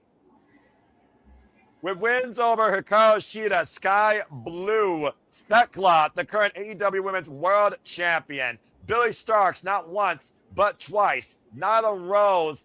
The list goes on and on and on. Forever truly isn't forever, but with Athena, forever truly might be forever. because no one's been able to take that title off her. Right? 60 plus presentations, defenses, and proving grounds for the Ring of Honor Women's World Champion over the past 3 damn years. Damn, you want to talk about dominance, especially in the women's division. Acknowledge that. Put your ones up. Athena, who literally has redefined the Ring of Honor Women's division the entire time in Ring of Honor's resurgence. Of course, coming off her last successful defense against Persephone at last year's final battle. The Ring of Honor Gold is not on the line, but we all know how much Athena would love to be involved in Japan more. This is a match I've been waiting to see since it was booked. And of course, IWGP, the International Wrestling Grand Prix, the I slightly bigger than the other 3 letters, representing the strongest form of competition. And you want to talk about definitive form of strong style? It doesn't get stronger than the former World of Stardom champion, 2-time IWGP Women's Champion, NJPW Strong Women's Champion, former MMA fighter, leader of God's Eye in Syuri. You can talk about Syuri all day, of course, Ash. You first learned Syuri when we called her at King of Pro Wrestling, and she beat the Sun God, Syuri, to regain that title. Coming off a surgery and recovery, getting herself back mentally and physically. Proving that she is the queen of IWGP. Putting Saya Kamatani down, who for the first time ever in Tokyo Pro Sports history was the Tokyo Pro Sports MVP of the year. When Saya Kamatani only had 3 singles losses in last year alone. Wow. This is going to be so damn fucking good. This is going to be my match of the night. I can already tell. Syuri, 37 years of age, 17 years involved in the game, took a similar road like 50 Tom Launer from the world of MMA and Ultimate Wrestling fights to Japanese pro wrestling, professional wrestling in general. Former member of Donna Del Mundo alongside Julia, women who play in the world. And of course, our current NJPW Strong and IWGP Women's Champion. This will be her first defense of her current run after successfully earning this against Saya Kamatani in defending it. Second defense. Now, it wouldn't surprise me, though, if Syuri beats Athena. She might challenge her for the Ring of Honor Women's World Championship. Ooh, that'd be nice. Run this match back, but for a different title. That'd be pretty sweet. And again, folks, this is a first time ever one-on-one matchup. This is going to be so damn good. Bell reigns were officially underway. Athena, 37 years of age, 18 years involved in the game. First time ever one-on-one matchup. She has been the Ring of Honor Women's World Champion now for 1,178 days. 34 official title defenses, 60 plus defenses and eliminators combined. Wow. That's quite the resume. And a kind of a time here in the early going. I'm about to say, for Syuri, she's going to have to use a lot of her technique to ground Athena. For Athena, she has to continue forward with that forward aggression and violence that has defined her entire run in Ring of Honor. Yeah, there's a reason she's held that title for like so long. Whoop! For the high kick. And of course, Athena, no stranger to beating Stardom competitors, both women, stalemate, about to meet. And we all know Syuri can deliver a mean right fist. Mm-hmm. This could end literally in a knockout. Her name is Syuri, yes? That's how you say it? Yes, Syuri. Has she competed in Bloodsport? She has. Okay. Could we see her in this year's Bloodsport? Yeah, could very well be possible. I'm just saying. Oh my god, her versus Shayna Baszler would slap. At one point, she faced Masha Slamovich for the JCW Championship. And nice code of honor. Whoop! A swing and a miss, though. Syuri, swing and a miss again. Turn her around. The snapmare. And Athena right now trying to ground the former MMA fighter. But Syuri, again, knows her way how to grapple. Yeah. Nice takedown there in the front face lock applied. Athena, though, great transition to her own. Going to see a lot of transitional wrestling here as well, Ash. I'm going to tell you that right now. Techers, that's what we love to see here. Becker, strong style, you get it all. New Japan Pro Wrestling from both the men and the women. Yes. Ever since the Women of Honor was established, first 2000s and 10s and 90s, of course, with Diana Purrazzo and Kelly Klein, of course, Mario Batani, and who's who of others, Amy Rose, Annalena Jolie, and of course, now retired Sumi Sakai. Dropped down there by Athena and Syuri off the ropes. Rebound again. Athena off the ropes, though. Andrade, take over. Again, talking about these multi-women matchups here that both these women have faced in their illustrious careers. And of course, Syuri's been a foundation of stardom now for the better part of 4 years.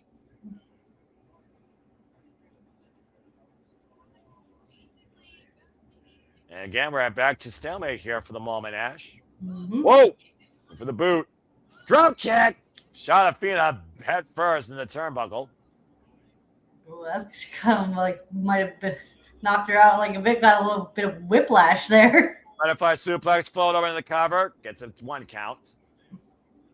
Former World of Storm champion, former, of course, 5-star Grand Prix winner. Of course, Stardom's version of their own G1 Climax. And again, avoiding that Jujikatami cross arm breaker like it's a plague as Athena finds a way for the rope break. Again, you know how dangerous Syuri can be if she traps you in a submission hold. Oh, it is wild. Good luck getting out of it. Oh, man. The running knee off the apron to the floor to Athena. Athena's current plan right now and current regimen that we're used to is not working here. No, she might have to change her game plan if she wants to get that title. Off that DDT attempt, though, and Athena catches Syuri and throwing her into the guard railing. Well, that's one way to regain momentum. I'll say that power of Athena, though, might be able to match Syuri more critically when she needs it. Mm-hmm. That's what probably Athena needs to do. Use her strength to her advantage, especially against the her mostly grounded opponent.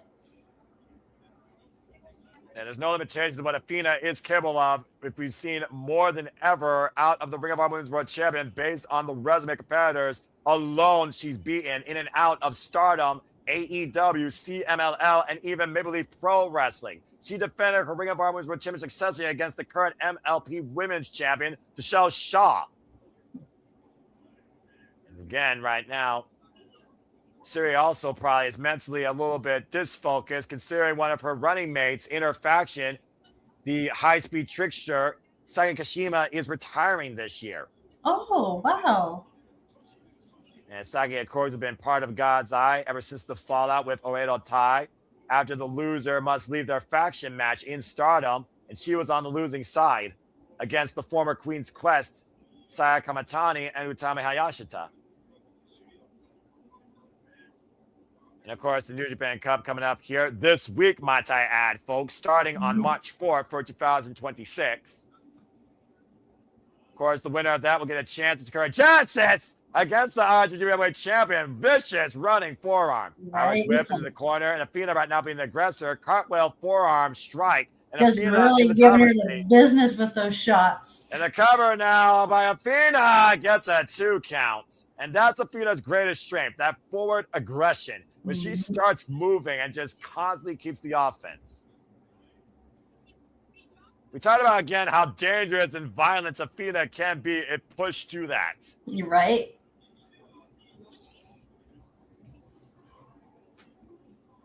But again, Athena doesn't have the same type of background like Syuri. I'm not going to, be like, this is 1A and 1B. Just literally swinging Syuri by her head. Follow-up running senton. And the cover here hooks the legs far away from the ropes, sits in the cover, gets a 2 count. Aggressive, hard-hitting style right now playing in favor for Athena, while Syuri, of course, is undefeated in UWF matches. And is no stranger to strong style. When Syuri first challenged for the IWGP Women's Championship, it was against Mayu Iwatani, which seemed impossible to beat, the former Stardom icon.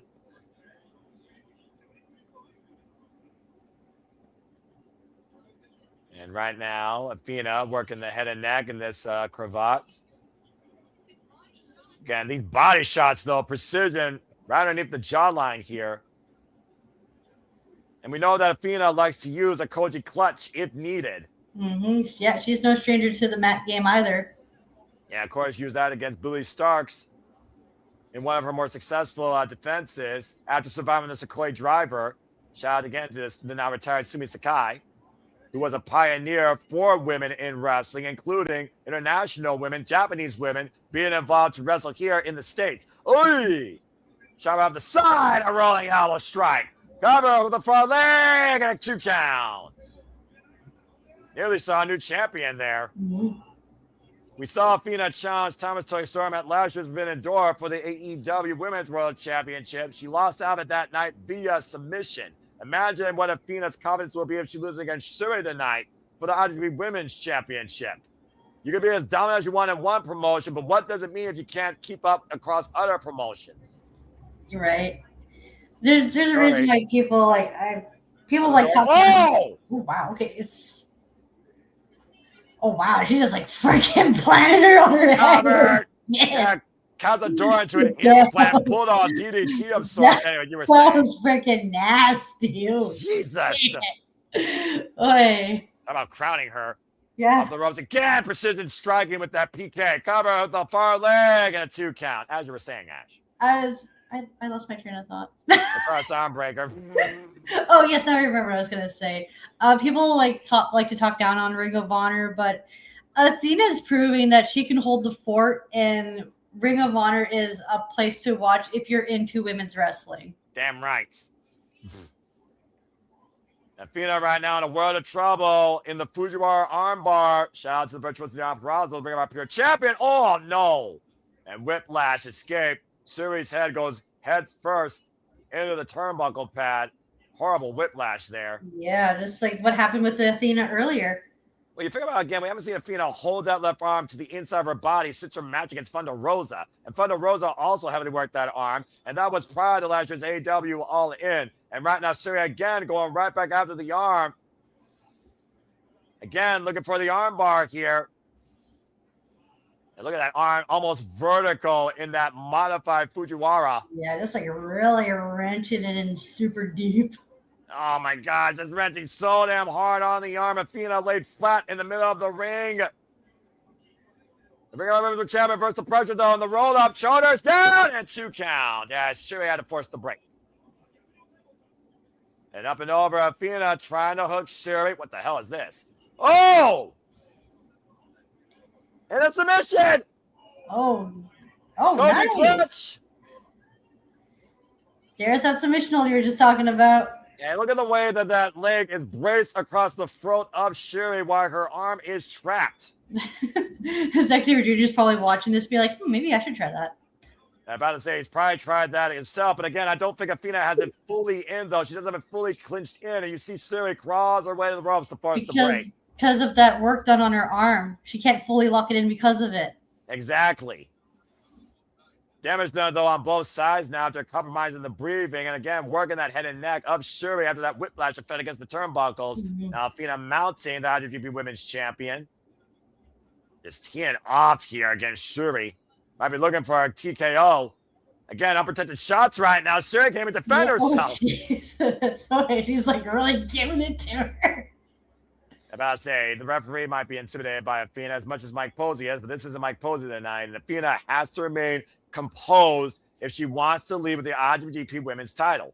We talk about like Athena's aggression. So we've seen it sometimes that aggression can turn into frustration, and that ends up costing Athena sometimes. Yeah, but apparently it doesn't cost her in the end when it matters when it comes to winning a championship match. As again, the Ring of Honor Women's World Championship has been all Athena since the end of 2022. Why Syuri just won this title back in last year fall, October actually. Uh-oh. Hammer lock! Takedown on Athena out of the corner of the top rope!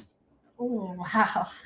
And she's still got the arm trapped! Yeah, she's like, that was insane. And the arm trap behind the body. Kimura transition now, and a key lock applied. Now working the right arm here. Oh my god, she's working both arms. Oh my god. Now modified Venus de Milo with both arms trapped in Athena with nowhere to go, screaming out in pain. Holy shit. Athena right now trying to crawl her way to the ropes for some sort of break, as all she has is her legs. Right, trying to use those legs of hers to the advantage. And Syuri's transitioning now shades of Billy Robinson into a sleeper hold here. Athena might be going out. Look at the eyes of Syuri. Look at the eyes of intensity on the women's champion. Yeah. Gritting her teeth here as Athena finds the rope. Oh, wow. Damn.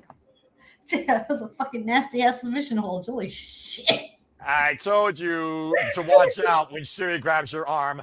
Yeah, no kidding. Like, holy crap. Wait a minute. Again. Oh, no. The neck again, whiplash across the top rope as Athena's trying to find feeling in her arms. Athena now, what's she thinking here? Springing on the inside. Uh-oh. Oh, wait. Syuri, what the hell is this? Oh, wow. She caught her. Whipping DDT from the top rope. Damn, Over now, but Syuri to retain gets a 2 count. Holy shit, did you hear the freaking thud on the mat? Like, holy crap. And once again, right back to that arm into the cross-arm Jujikatami being applied. Again, though, Athena, though, trying to lock the wrist to prevent the extension. Athena's in a world of trouble here. Yeah, she's like... Uh-oh. Athena now trapped in the triangle. And again, that arm literally has been the focal point of this entire match. And Athena might be out here again. Referee in position. Of course, Athena passes out. Syuri will retain the IWGP Women's Championship. This has been a tech clinic. It has. Holy crap. The shoulder's down. Oh, she's going to use that strength to her advantage. But does he have enough strength in that arm? Doesn't look like it. Again, leverage right now. Athena might have leverage, but can she hoist up Syuri? Deadlift. Oh, man. Full power, and Syuri still not letting go. 2 times, and Syuri still maintaining the hold. She is not letting go, is she? Third time. Sit down, power bomb. Cover my feet. Kick out to my Syuri. Bye. Damn. 3 deadlift power bombs by Athena to force the break off the cross arm breaker and get a near fall out of it as well. Yeah, and it really did damage to Syuri's neck as well. Well, again, the focus has been, the match has been Syuri's neck, Athena's arm. Simple as that. And right now, both women are down. The referee starting his standing count here. And of course, we want to see a definitive finish here in this first time ever matchup for the IWGP Women's Championship. Once again, Athena, you see the grit and determination in Athena's eyes. Even with the left arm, she's still fighting. Yeah. And that left arm might as well be dead. We are 15 minutes in this match, by the way, Ash. 15 minutes. Wow. We are literally 1/4 of the way through this contest. And both these women have got to be on exhaust at this point. Yeah. Oh, that elbow caught Syuri right on the jaw. Jesus. Athena, though, fired up here. Test her Tokon. Ooh. These knees. These Muay Thai knees. Just dropping Athena. Uh-oh. And whoop. Went for the buzzsaw. Kip up. Super kick. Athena catching Syuri off guard there. And Athena off the ropes. Oh, and Syuri falls in with the knee. Now Syuri and Athena falls in with the uppercut. Neither of these women giving an inch to each other. Oh, God, did you hear that? Big knee right to the midsection. Back elbow strike off the attempted waistlock. German suplex by Syuri. Athena rolls through, though. Oh, look at the rays, the falling goddess. And up and around. Oh, man. High angle backdrop suplex. Round the back of Syuri's head. And uh-oh. And Syuri went for the high kick. Athena up and under. Hoist her up. Uh-oh. Tombstone pile driver. Cover for the win. Kick out. Unbelievable. Even Athena can't believe it. Oh, Look at the eyes of Athena. Right? Reality just sunk in that was not enough to put down the IWGP Women's Champion. You think about it again, holding on to her title for 1,100 plus days, 34 successful defenses, 26 plus successful eliminators, but she can't get the better of this first-time competitor, where her title's even on the line. Yeah, When's no the last kidding. time you saw Athena in this position? Yeah, but it's been so long I can't remember. Yeah, fair enough. I mean, I guess you can make the argument when she was challenging Oskar in NXT. That's probably a fair point. And Syuri, whoop, Athena was probably looking for the old face. And again, oh my God, what a high kick. That's underneath the clothesline. Bang! Rising knee strike. And Syuri, of course, trained by Tsuji, so she knows a thing or two. Once known as the Karate Girl. A massive headbutt. Uh-oh. All the way up. Electric chair. Oh, a planted cover, too, and Syuri retains the IWGP Women's Championship. This is a good match. I like this. In the same way she beat Saya Kamitani, Syuri is still the strongest in New Japan Pro Wrestling. Well, I know her trainers, Hajime Ohara, Akira Shoji, and Tsujiri gotta be proud of that. Mm-hmm. Well done by the leader of God's Eye and her second successful defense. That was a hell of a clinic right there by both these incredible women. The tail of the tape, precision, technique, fighting spirit. And Syuri was just a little stronger tonight. Very curious to see how Syuri fares in the Cinderella tournament. Much as I talk about the 5-star Grand Prix being the equivalent of the G1 Climax, the Cinderella tournament is the equivalent of the New Japan Cup in Stardom. We'll see if the Code of Honor is adhered to. When is the Cinderella tournament? That is also coming up here very short. Oh, just okay, it's again, also, okay. Athena. About to say, well. She took the ROH title. I mean, I don't think Syuri would look bad with 2 championships, if you ask me. I mean, technically speaking, she did pin the current Ring of Honor Women's World Champion. That's true. And usually in New Japan, when you pin a champion, you're next in line for that title. But those same rules apply in Ring of Honor, though. Well, considering Ring of Honor has had its fair share of global wars with New Japan Pro Wrestling, I wouldn't count Stardom out of the equation, as Athena, for the first time in a long time, just ate a pinfall loss. Yeah. Also, Global Wars is coming up soon, too, right? That's right, and stay tuned, folks. We'll be covering Global Wars with crossovers with Maple Leaf Pro Wrestling at the end of the month, part of our non-stop watch-along schedule here at Sumo Studios. More details are to come. But again, congratulations to Syuri, still IWGP Women's Champion. What a fucking match. I love this. Just, oh my God, just her submissions are just fucking wicked. Like, holy shit. Well, Athena learned that the hard way, and something tells me Athena might want to watch out for the IWGP Women's Championship, and she cares about her arms. Congratulations again to leader of God's Eye, Syuri, and good luck this year in the Cinderella tournament. If Athena is like having a challenger, she might have to be like, I gotta up my mat game.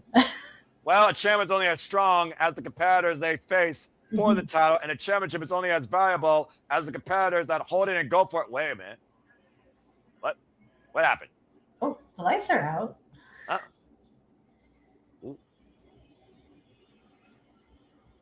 In shot. Who's that? Windsor! Oh. Alex Windsor! Okay. The current Repro British Undisputed Women's Heavyweight Champion. She's coming out there that title too, I assume. Oh, is there some history there with these two? Oh yeah, Windsor used to wrestle in Stardom, didn't she? Well, she wrestled in Stardom for the first time ever, but her last match in Pro Wrestling Eve was against Syuri for the IWGP Women's Championship in her first run, before she became All Elite. Okay. That's where the history. Okay, so it's Pro Wrestling Eve history. Okay. On Sunday, the 8th of March. What? At the end of Go 02, that's Wrestle Queendom. Whoa! What's Wrestle Queendom? That's that pay-per-view I told you. That's Pro Wrestling Eve's biggest show of the year. okay. Alex Windsor just challenged Syuri for the Under Strong Women's Championship. Well, shit. Well then. Wrestle Queendom 8, Sunday, March 8th. 1 week from today, Syuri has been challenged by Alex Windsor for the NJPW Strong Women's Championship. Wow. Okay. I mean, again, a champion's work is never done, and Alex Windsor is looking to prove that she's the strongest. And again, Ash, that is next week Sunday exclusively on YouTube for Pro Wrestling Eve members for only $10. Pro Wrestling Eve's biggest show of the year, Wrestle Queendom 8. How much do you have to pay if you're not a member? $10, just flat. Like I said. Okay, just $10. Okay, that's not too bad, yeah. Ash, what's your schedule look like? Do you want to do it? I won't know today. Okay, folks. I will not know for certain. Stay tuned tentatively for coverage on this all-women showcase courtesy of Pro Wrestling Eve, Bradley Sababa Studios. 1 week from today, we will make it official come Thursday morning, whether or not we do it. But again, if you want to support women in wrestling, you want to follow on this, please go check out Pro Wrestling Eve on YouTube, become a member today, and please watch Wrestle Queendom 8 next week, Sunday. That is March 8th, exclusively for members on Pro Wrestling Eve's YouTube channel. That is Pro Wrestling Eve's Wrestle Queendom 8. And there you see the card, by the way. Other names included but not limited to Asume, Dakota Kai's return to in-ring action, challenging Chris Statlander for the Eve International Championship. Harley Cameron versus Mina Blair. Jamie Hayter and Mia Mancha take place in the Sudden Death 16 Gauntlet. And Willow Nightingale will take on Nina Samuels as Cesar Martinez, last year's winner of the C1, their round robin tournament, takes on Rio for the Eve Championship. That and so much more next week, Sunday, Pro Wrestling Eve, Wrestle Queendom 8. And there's the reason, again, why I love the UK scene. Well, that being said, people say the UK scene's dead. If you ask me, the more revitalized than ever. But again, NXT UK, it had some good to it, but I'll leave it at that.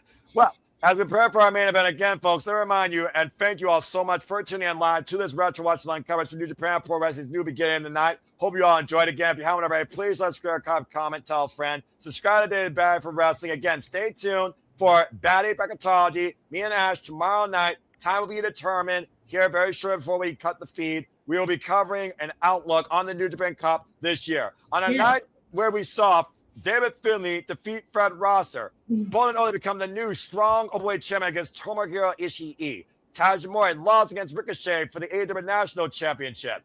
The Bustah and the Brain took it to Desperado and Kushida, who came up with the win. We saw a brand new World Television Championship crown. Takeshita got him in sudden death overtime, extra 5 minutes to beat ELP. And we saw the Knockout Brothers beat the Gates of Agony to hold on to the IWGP Heavyweight Tag Team Championships. And Syuri beat Athena to hold on for the IWGP Women's Championship. It all comes down to this. The former La Sombra, Andrade El Idolo, goes one-on-one for the second greatest prize in New Japan Pro Wrestling, the Global Heavyweight title. It is Yota Tsuji versus Andrade El Idolo. Now, of course, the IWGP, as we talked about before, the IWGP Heavyweight Championship has been debunked. Now it is the IWGP version 4, and true to its form, IWGP Heavyweight Championship only be defended in Japan, through Japan, against the best in Japan. But tonight, the Global Heavyweight Championship will be showcased as such against outsiders, against invaders all across the world that want to come after this title. And tonight, Andrade El Idolo is looking for some more gold for the Don Callis family.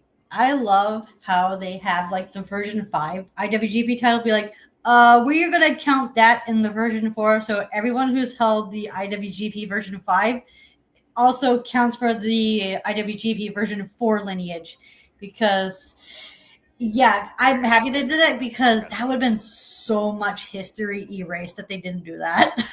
Right? I'd have been so mad. I'd be like, so this don't count. That so you're telling me Sonata's reign don't count? You're telling me Goto's reign don't count? You're telling me Zack Sabre Jr.'s reign don't count? Well, maybe Evil's debatable, but yeah, We you, don't talk you about get that the one. point. You get the That's it. point. Well, again, Tsuji respects the fact that the IWGP World Heavyweight Championship was still trying to be that beacon for New Japan, but that title had a curse. It lost an identity that New Japan was founded upon. As Mhm. Yoda Tsuji looks to forge the history of New Japan Pro Wrestling from the past to shape the future here in the present. And that's what the Gene Blast is about tonight with the Global Heavyweight Championship here at the new beginning. Andrade Ila, by the way, already holds 3 different championships: Crash Heavyweight, WWC Universal Heavyweight, and GWF World Champion. Looking for his 4th championship. And he's already had eyes on MJF's AEW World Championship. Mhm. First time ever we're seeing these two face chart one-on-one, but the roots go deeper than we know, Ash. Because again, Andrade Iglo, former La Sombra, former IWGP Intercontinental Champion, former original Ingobernable, against current non-Ingobernable, now leading his own faction known as Unbound Company, because they truly are unbound except for the love and the drive of New Japan Pro Wrestling. As Yuto-Ice looks to forge a new future for New Japan Pro Wrestling, reminding how strong it really is. Seeing that version of Fartel, it just feels right. It really does feel like New Japan Pro Wrestling feels like it's been Oh my restored god, to a that degree. title! Oh my god, I love that title. That title. You know, JJ talked about some sort of rank list. There's no rank for me. The IWGP Virgin 4 Heavyweight Championship is the most beautiful title I've ever seen. Oh my god, that is a sexy ass hell title. Like holy shit. And of course, Yuto-Ice, the former young lion of the now retired Ace, Presidente Hiroshi Tanahashi, trained by Animal Hamaguchi, Tetsuya Naito, and Ultimo Guerrero when he wanted his excursion in Mexico, despite the fact he started off in Rev Pro. Immediately came on the scene and freaking spirits not out of his boots, took control of his own destiny, didn't wait for the office to give it to him. He took it for himself. Andrade Ilo earned this opportunity, beating Gabe Kidd at the new beginning in Osaka.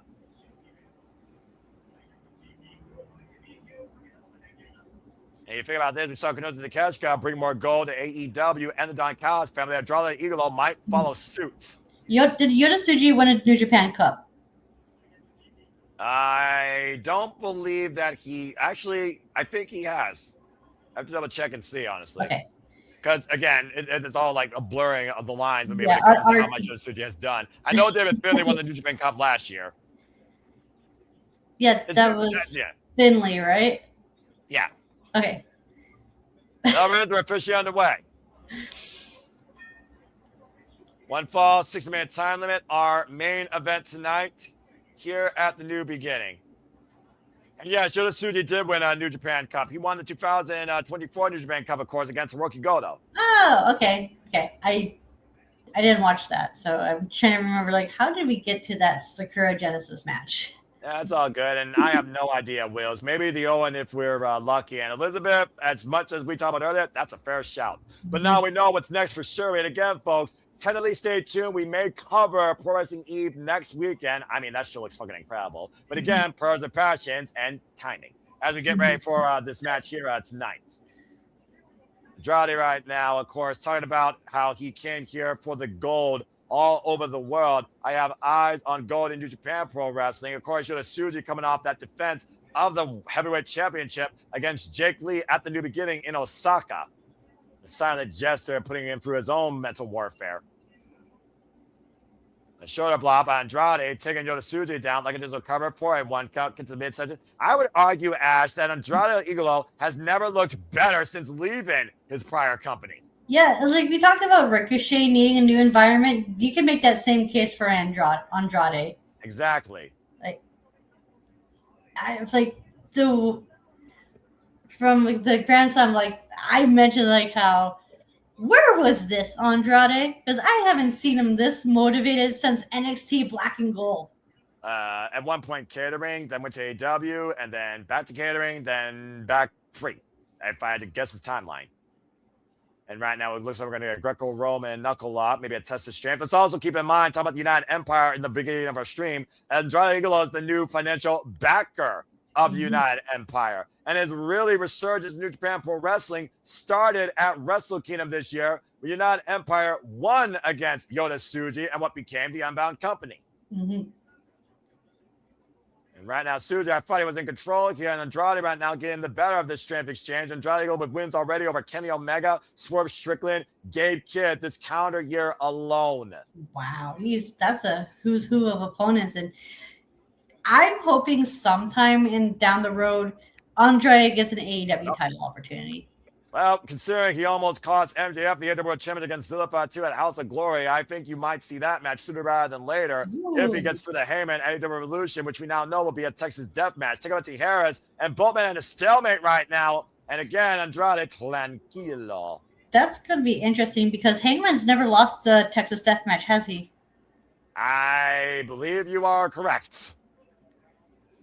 Well, Tyler Swerve Strickland, I think, counts the Texas Death Match back at Full Gear that started their feud. And look at this right now. Both men very tranquilo. Discipline, of course, under Tetsuya Naito. Now Los Tranquilos de Japón. Was that a proper Texas Death Match or was that lights out?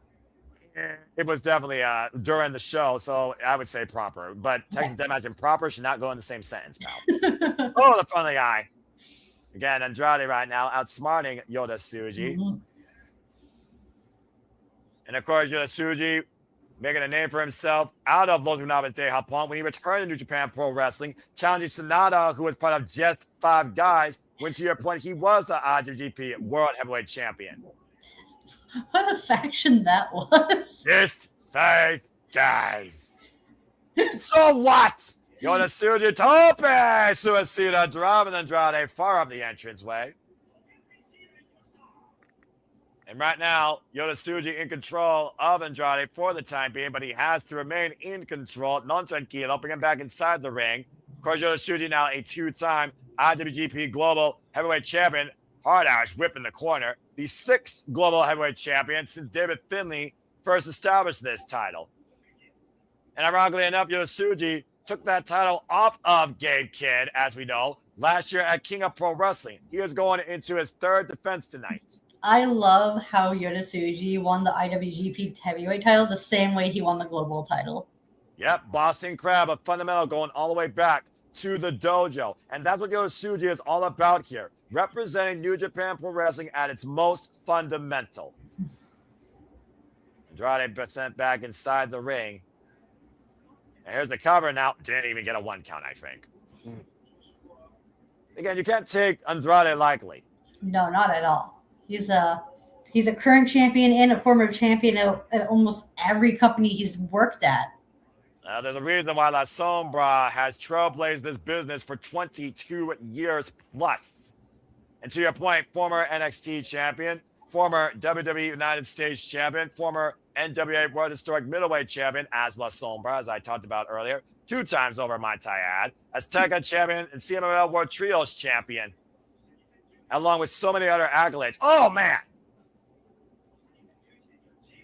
I almost look at the tail of the tape here. Both men, similar body size, similar weight differential, similar strength outlook. Go up to the top rope for Milo Crash, and Andrade takes the base off from underneath Yota-Tsuji. That was a nasty land on the back of the head and neck. That's going to tweak the knee and the neck. Cover here by Andrade. Gets a 2 count. And of course, Yota-Tsuji being a double champion, though, but defending the champion separately, constantly wear and tear on that body, on that neck. Remember, he's coming off that crazy match, and I do mean crazy, against Jake Lee at the New Beginning in Osaka just earlier last month in February. Oh, wow. Ooh. Golly. Big chop there by Andrade Idolo. Again, it's our main event here tonight, folks. The New Beginning in Trenton, New Jersey for New Japan Pro Wrestling, United States brand. Very curious what the next show is going to be here, and I can't wait for it. Hard Irish whip by Yota-Tsuji in the corner. When's the next U.S. show? Well, I don't know. Usually it's Resurgence around May, so I have to play it by ear. But we do know for sure we got G1 Climax in Chicago in July. We're covering that no matter what, and a kick out at 2. I would be able. You know what? I probably could get that day off because I can just book it off. Be like, because usually when I book off birthdays, I get the next day off as well. So I could probably be able to get that day off, no problem.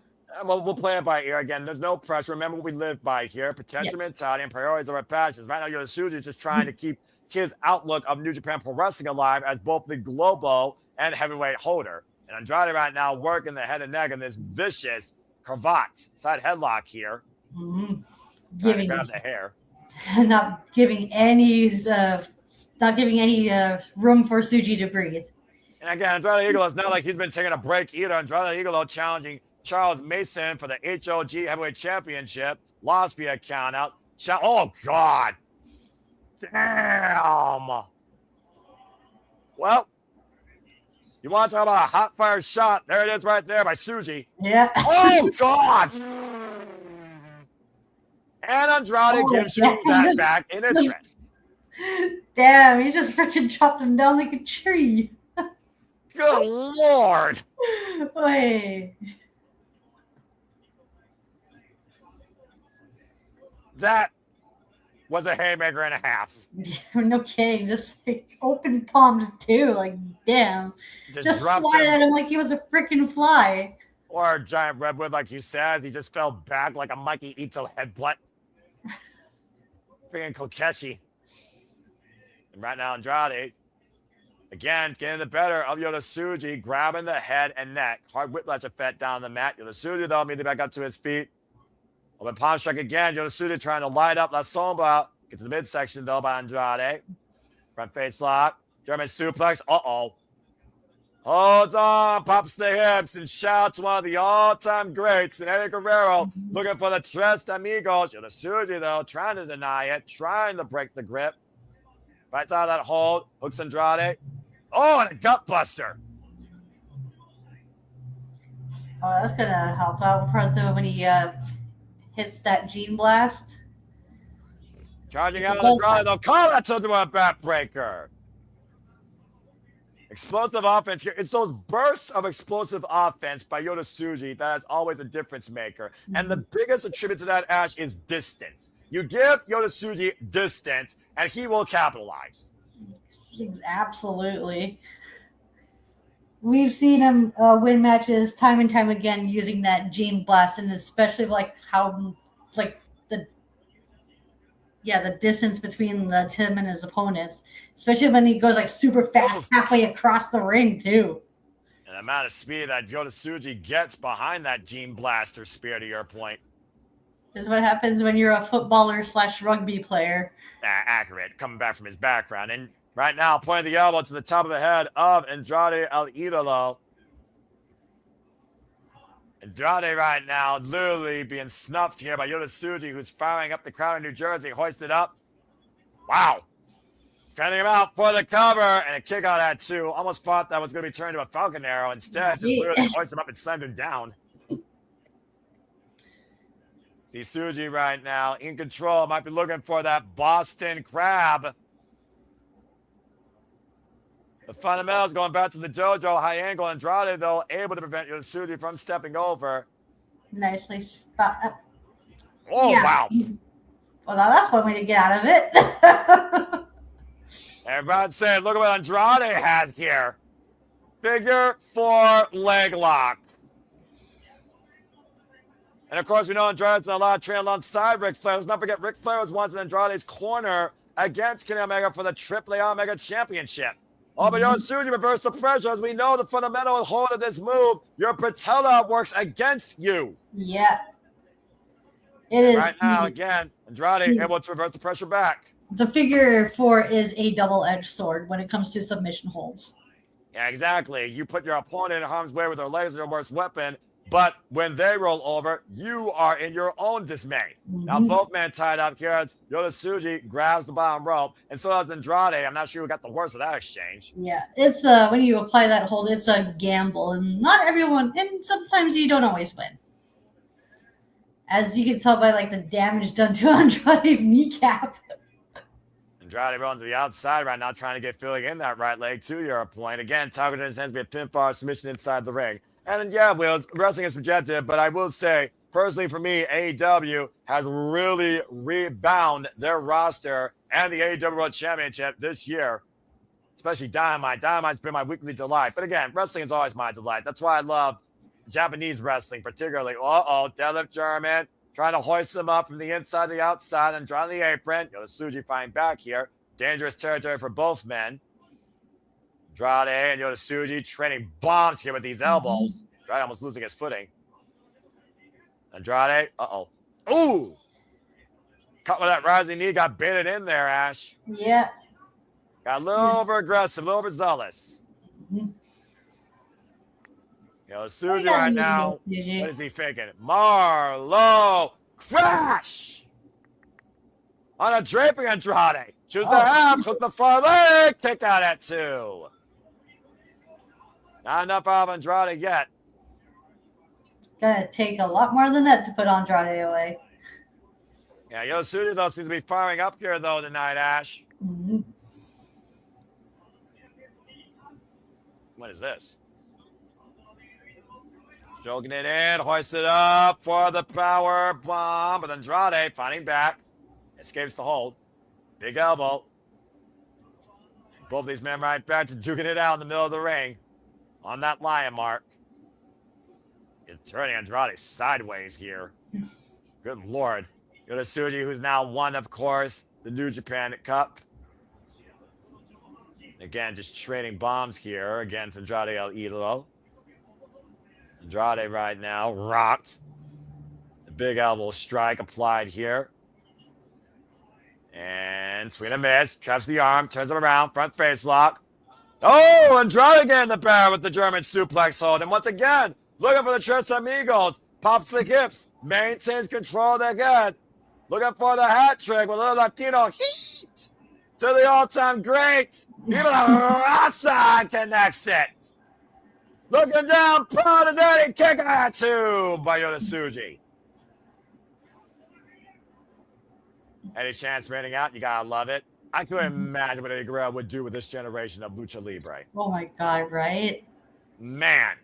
Oh my God, Eddie Guerrero going back to... Has Eddie Guerrero ever worked in... He started off in CMMLL, right? Correct. Oh my God, him and the current batch of CMML talent would have been bangers. I mean, you think about Mystical, who I believe just won the Fantastica Mania tour. Imagine the match they could have had. Oh my God. That would have been so beautiful. Doing a chance right now for Andrade El Idolo and Yota-Tsuji. Andrade, what the hell is he thinking here? Is he trying to go for like a moonsault of sorts? He's making his way to the top rope because... I have Yota-Tsuji. Oh! Andrade caught with a blind shot, I believe, to the hamstring, if not his keister. And again, first in that top turnbuckle. And Tsuji, what the hell is he looking for here? I sense disaster. Oh boy. Looking for the Guerrero special, possibly. Back elbow strikes by Andrade, preventing that. We saw the Guerrero special come into play during his match with Konosuke Takeshita. We are 10 minutes in this match, by the way, and Andrade Tsuji. What? God! Springboard Spanish fly off the second goal. Andrade kick out too. Yeah, about to say, dangerous impact there. And Yota-Tsuji immediately runs to the outside of a ring. Good Lord. And look at Andrade, though. You see the way he was squeezing his hand. Might have had a stinger effect from that move. It's because I got Mountain Dew, bruv. I always do the do during these things. Do. Andrade now, up and over. Oh, man! Springboard Tornado out of the corner. Lovely. Do you see the rotations on that? And probably close to 720 if I had to guess. In close proximity, wiping out Yota-Tsuji. Referee starting his 20 count here up to 4. Again, folks, we are 10 minutes in this match. This match is a 60-minute time limit. I don't think it's going to go to the 60-minute. To be fair, the longest match here was close to 20-odd minutes. I'm just saying. Yeah, that's usually on par for the course, depending on, well, Andrade, though, the moonsault, the double moonsault, incredible! Cover, Yota-Tsuji, back press kick on that too. And the way that Andrade has that constant awareness to go for the follow-up moonsault out of the corner after the landing. It's like almost like he has eyes on the back of his head. Well, to be fair, he does split for a split second. That's true. And the ring awareness as well. Yeah, I'm about to say, I think ring awareness is the real key factor here, Ash, especially when it comes to Andrade Eagle. We talked about the tail of the tape when it comes to the outwave level of experience here against Yota Tsuji for the former La Sombra, Andrade El Idolo, who's held gold since 2007. Andrade, though, might be looking for that run up, the follow-up knees in the corner. Tsuji gets out of the way at the Meteora. Tsuji falls in with the running knee strike. What a rising knee. Damn. And keep your eyes on Tsuji now, who, again, is looking for that Guerrero Special.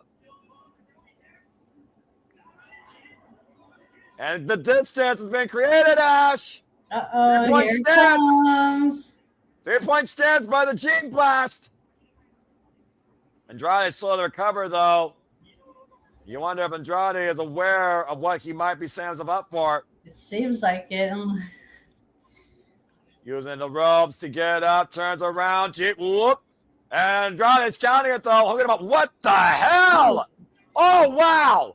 Cover powerbomb. I stack and a 2 count with the bridge. That's nice. That was a nice sequence there. That was a really good counter. Literally deadlifting that man. Yeah, with like almost one hand too. Well, clearly Andrade had a plan for the Gene Blast, but it wasn't enough here tonight. No. Why did you take off that belt, though? I'm about to say it's not like a weight belt. What was that about? I mean, I guess, shave a couple of pounds off you, I guess.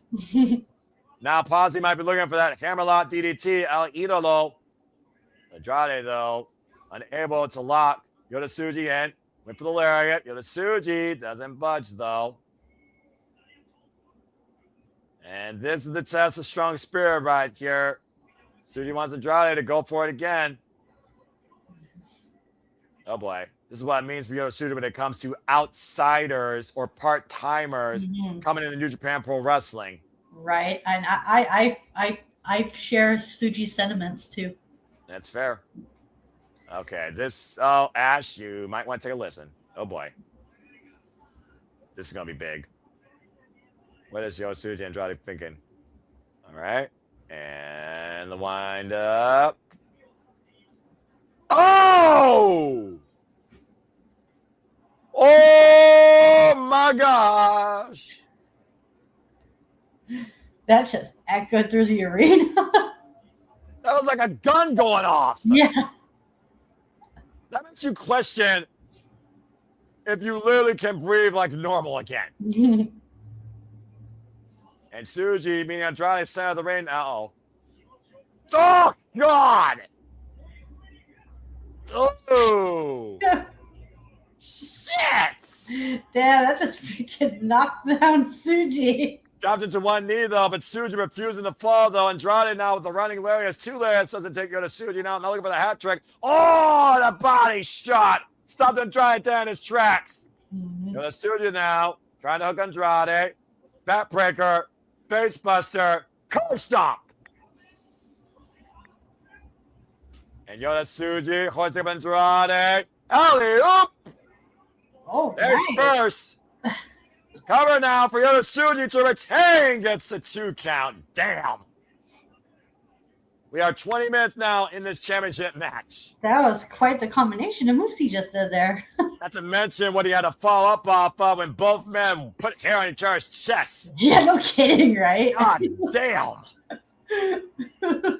Baptism by fire. Again, Yota Tsuji looking for that Gene Blast, though, waiting for Andrade to get back up to his feet. Notice, though, he's not in the 3-point stance. No, he's... Uh-oh. Setting him up. Oh, runs into a drop kick. Oh, wow. Intercepted. And now the hammerlock. DDT! And Andrade back press. Up the near leg. Kick out at 2 by Tsuji. Whoa, that was close. You think? You gotta do more than keep either of these men down. Andrade right now, in a sense, probably can't believe it, but does believe it. And this is the renewed spirit we've seen out of La Sombra, Andrade Elo, since coming back to pro wrestling. Mm-hmm. Andrade Elo right now might be looking for another Hammerlock DDT, but notice the way that Yuto-Ice dropped to his knee. Yeah, he's doing everything he can to prevent it from happening. And again, Andrade trying to hoist up Yuto-Ice. Oh, God! Trying to do a destroyer into the cover. Kick on it, too.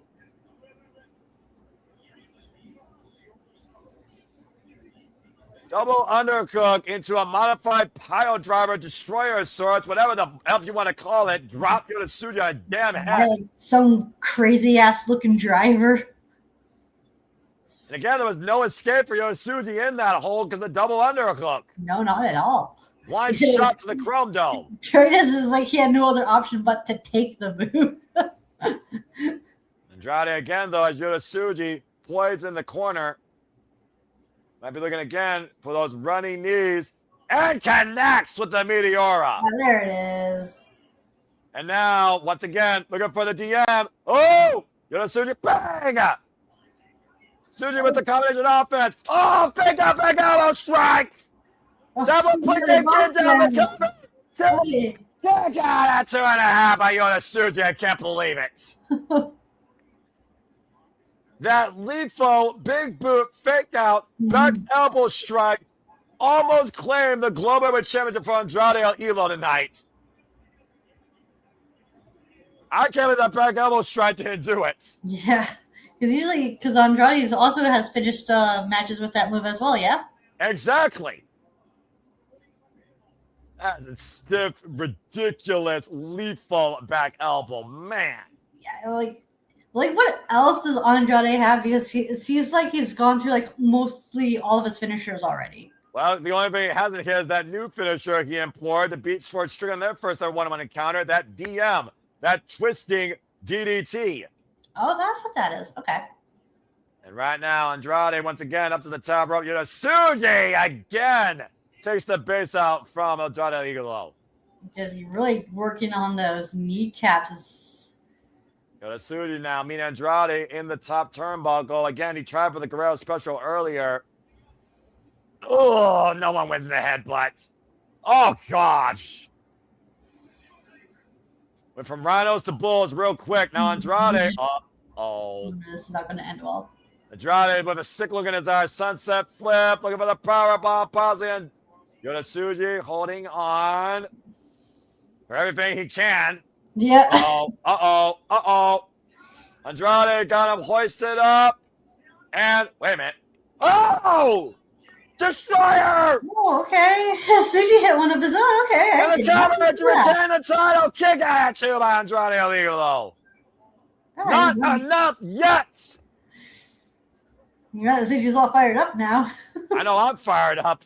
Been fired up all fucking night. This show's been amazing. And right now, Yuto-Ice hooking up Andrade Elo. Oh, shit. Off the top rope. Guerrero special.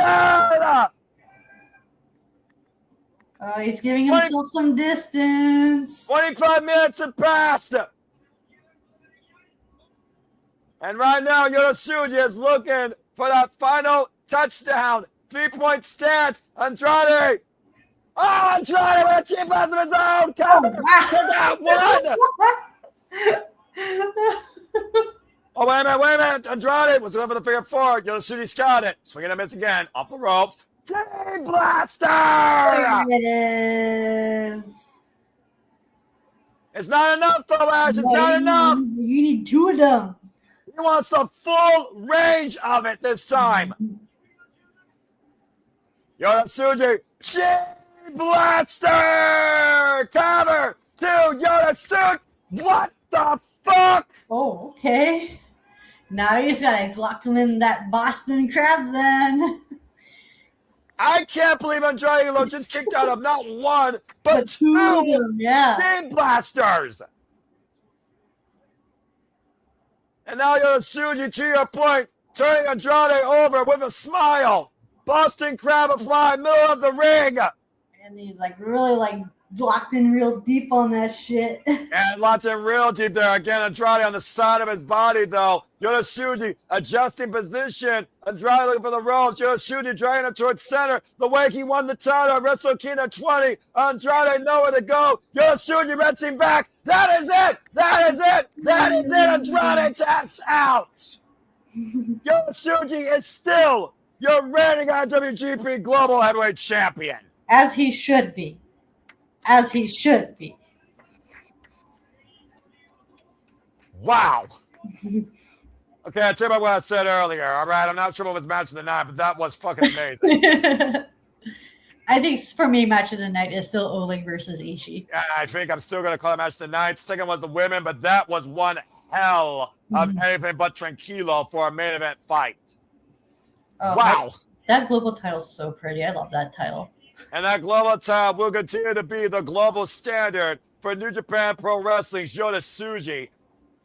A commendable effort, though, by Andrade Idolo in his first time ever one-on-one affair. Yeah, this was a really good showing for Andrade. I'm looking forward. I have not been this invested in Andrade in quite some time. Same, honestly, same. Like, talk about digging down deep. You had to really dig down deep to endure that Boston crab for as long as you did. Yeah, and to be fair, Andrade had those kneecaps working on him throughout the entirety of the match. Yeah, and that added pressure, of course, because that goes up the legs to the spine. And just like not just from Tsuji, but from his own doing it as well with the miscalculations of the moves. And a little bit of history for you here, courtesy of Sandy. Honestly wanted Andrade to win because Tsuji couldn't defeat the student that was Tetsuya Naito. Tetsuya Naito was Andrade Idolo's student. But again, the teacher has been defeated. That was Andrade Idolo. So had Yota-Tsuji not only surpassed the ace at this point, but just surpassed his former leader in Tetsuya Naito. It's a hell of a start right now for Yota-Tsuji's young, rising career in New Japan Pro Wrestling, the face of New Japan. As a double champ too. Oh, looks like he's got the mic. Let's see what he's got to say, maybe in English. Oh, please. Okay, try English. Yes, try English. Yeah, English is the hardest language in the world, so good. What's you got to say? New Japan Pro Wrestling?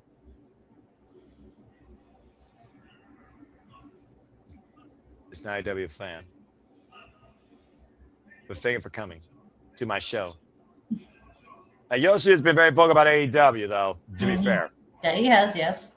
But at least he respects Andrade Idolo for what he brought here tonight. And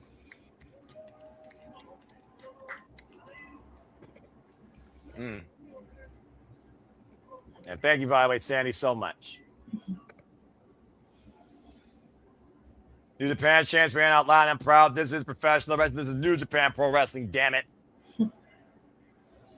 I love it. I freaking love it. Mystico is in CMLL. And Andrade now will get to speak. Let's see what Andrade has to say. Arigato. I mean, what else can you say after something like that? Seriously. Yeah. Especially with your back rearranged. Yeah. Idolo chants me out loud and proud. Andrade Idolo, you are one hell of a wrestler. Yeah, he put up one heck of a fight against Tsuji. Wouldn't mind seeing him again. As you see both titles in Yota-Tsuji's shoulders. IWGP Heavyweight Champion. IWGP Global Heavyweight Champion. And his name is Yota-Tsuji. Preach it, brother! And this is New Japan Pro Wrestling. What else you gotta say?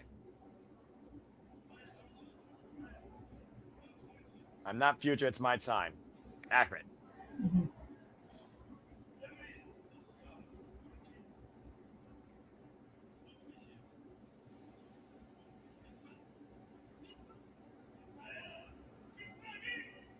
It's my era. It's my league. This is New Japan Pro Wrestling. Fair.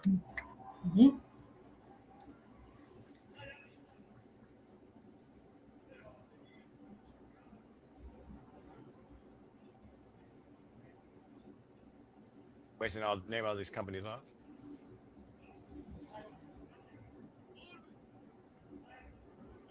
He always believed in New Japan Pro Wrestling is the best. Not WWE, not AEW, not TNA, not ROH, not any other company.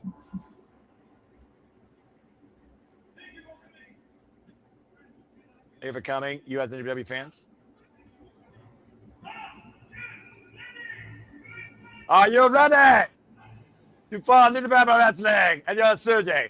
I know I am. This was a hell of a kickoff since Wrestle Kingdom 20. That's for damn sure. Truly, New Japan Pro Wrestling is in a new beginning. And the leader of that era is your IWGP Global and Heavyweight Champion, Tsuji.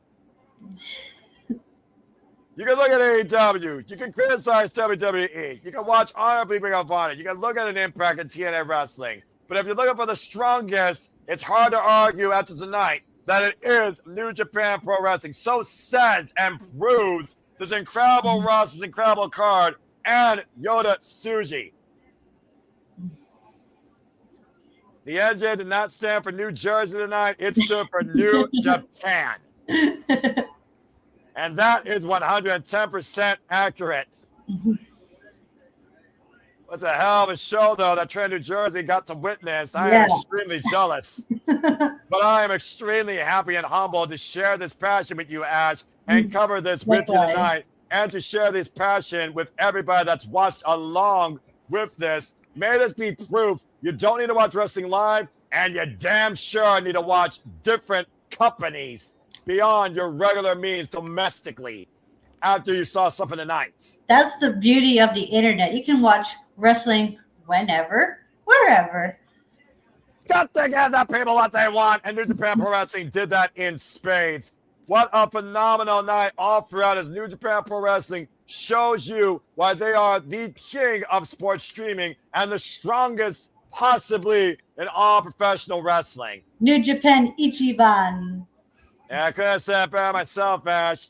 Well, again, folks, we don't know when we'll be back here covering the next big New Japan show, but I do know this. Stay tuned tomorrow for Batty Bracketology for the New Japan Cup with me and Ash. We'll talk more about the time here shortly. We know we're going to cover the opening day for G1 Climax. Yeah. The current Genesis and Dominion may follow beforehand, depending on scheduling and circumstances. We'll keep you in tune for the next shows across America for New Japan, whether it's Resurgence, Lone Star Shootout, or something else that we don't expect. And stay tuned to see if we do cover next week, Sunday, Pro Wrestling Eve's Wrestle Queendom 8, as Syuri was challenged to defend the WWE Strong Women's Championship against Alex Windsor, and so much representation from AEW Eve Stardom across all walks of life will be on the super card for Pro Wrestling Eve next Sunday. Stay tuned for more on that in case we choose to cover it. But for now, as Tsuji bids us farewell, I thank you all for tuning in. Ash, what time tomorrow do you want to do Batty Bracketology? What are you thinking? So I'm also going to be on. Here's another plug. I'm also going to be on Wrestling with Tism tomorrow. That's usually at 4 p.m. Central. And subscribe to the Bad for Wrestling, by the way, if you haven't done nothing else, because she is our Canadian friend, but she is singing on New Japan Pro Wrestling. Damn it! Please continue. And I think that's usually an hour and that's usually like between an hour and a half to 2 hours. So I'll probably done like around 6 p.m. my time, so maybe 7 p.m. Central. So that's 7 p.m. Central Eastern. That's 8 or 9. One of those times. What is that? Yes, yeah. 9, right? Is it 9? I think, or no, Eastern's an hour ahead. All right, hold on. I'm gonna have to do the conversion. My brain's not good at that. Let's see. Yeah, 8 p.m. Eastern Standard Time. You're thinking 8 p.m. Eastern Standard Time tomorrow night? Works for me. All right, let's make it official. Again, folks, stay tuned. Tomorrow night, it will be Batty Bracketology. Me and Ash will be back as she leads the discussion, giving you an outlook and an outline on New Japan Cup 2026 as your next New Japan content exclusively at Batty for Wrestling. And with that being said, why don't you remind them once again? Not only will I be covering the previewing the Cup, I will also be reviewing all the matches as well. All right, you put your. I'm going to hold you to that. Yes. Also, be on the lookout because it's March now. I Madness. am, as you'll know, I am from Canada. Eh? I have yet to see a Bret Hart match. WrestleMania season on upon us, so be on the lookout for when I review the WWE title match between Bret Hart and Yokozuna at WrestleMania 9 and 10. Bonsai! All right, good deal. And of course, you still have so much more content to come as well. Do I? Again, folks, you want to follow us here. First and foremost, follow our Canadian friend Ash. There you see her. She is on the X. She is on YouTube. She is bad for wrestling. And she will tell you this. Enjoy wrestling. Don't be a dickhead. Dickhead. Again, go do it today. Seriously. We're talking about the new beginning for New Japan. This is her new beginning in content creation. And I'm absolutely on board for it. And I love that you're doing it. Again, folks, go ahead. Subscribe or else Yota Tsuji will gene blast you. You want that? No Marlo pudding for you, whatever that's like. I have no idea what that's like. Again, though, if you do want to engage further with me, my name is Noah Foster. I am nothing more but a simple man and a lifelong fan of professional wrestling, damn it. So find me if you choose in Foster1916, primarily on YouTube and on the X. Again, I host prediction leagues this week. Not only am I helping her with Baddie Bracketology, 7 p.m. Eastern Standard Time, again, at Bad for Wrestling exclusively. This Thursday night, after Impact, we'll be predicting for NXT Vengeance Day. That's 11:30 p.m. Eastern Standard Time. All we're going to join the kickoff of this year's NXT League. We, of course, will transition into this weekend with coverage for Vengeance Day, as well as Saturday Shenanigans and another upcoming interview with the Pod Mania talent. So please stay tuned for more on that. And again, we'll keep you posted by Wednesday night after Dynamite if this is official for coverage. Other than that, it might be a retro because this show looks fucking incredible. So again, please stay tuned, folks, and I hope that you enjoy us for the ride. The following week, of course, we'll be back here with City predicting AEW Revolution. Tentatively Thursday, I might coordinate because, she's all elite. I'm all elite. And we are definitely going to work on that together. So stay tuned for more on that with the start of the All Elite League.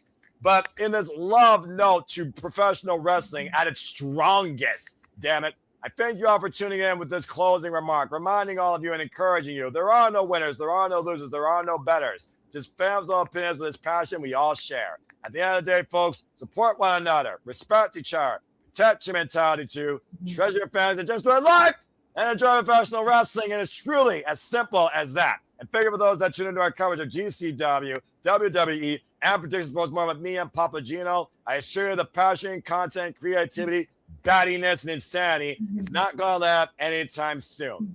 But for now, I thank you all. Enjoy your Sunday evening. Here's to Monday. Here's to the new beginning. Here's to New Japan Pro Wrestling 2026 and the Japanese wrestling scene as a whole. Again, we hope to bring you some stardom. We hope to add more shows for you. But please stay tuned. We will do our best to bring you our love for Shinyan Pro Wrestling. But for now, in Kenny Omega fashion, I bid you all a fine adieu. On behalf of Ash, I'm Noah Foster. This has been the new beginning for New Japan Pro Wrestling in America from Trenton, New Jersey. And until next time, make a positive impact in life. Have a good night, and thank you for tuning into our coverage for New Japan Pro Wrestling. Goki Genyo, sayonara. Bye-bye. God, I love New Japan. I love professional wrestling, damn it. And Ash, it's always a pleasure. Likewise, thank you. Arigato. Hi. Oh, Jesus Christ.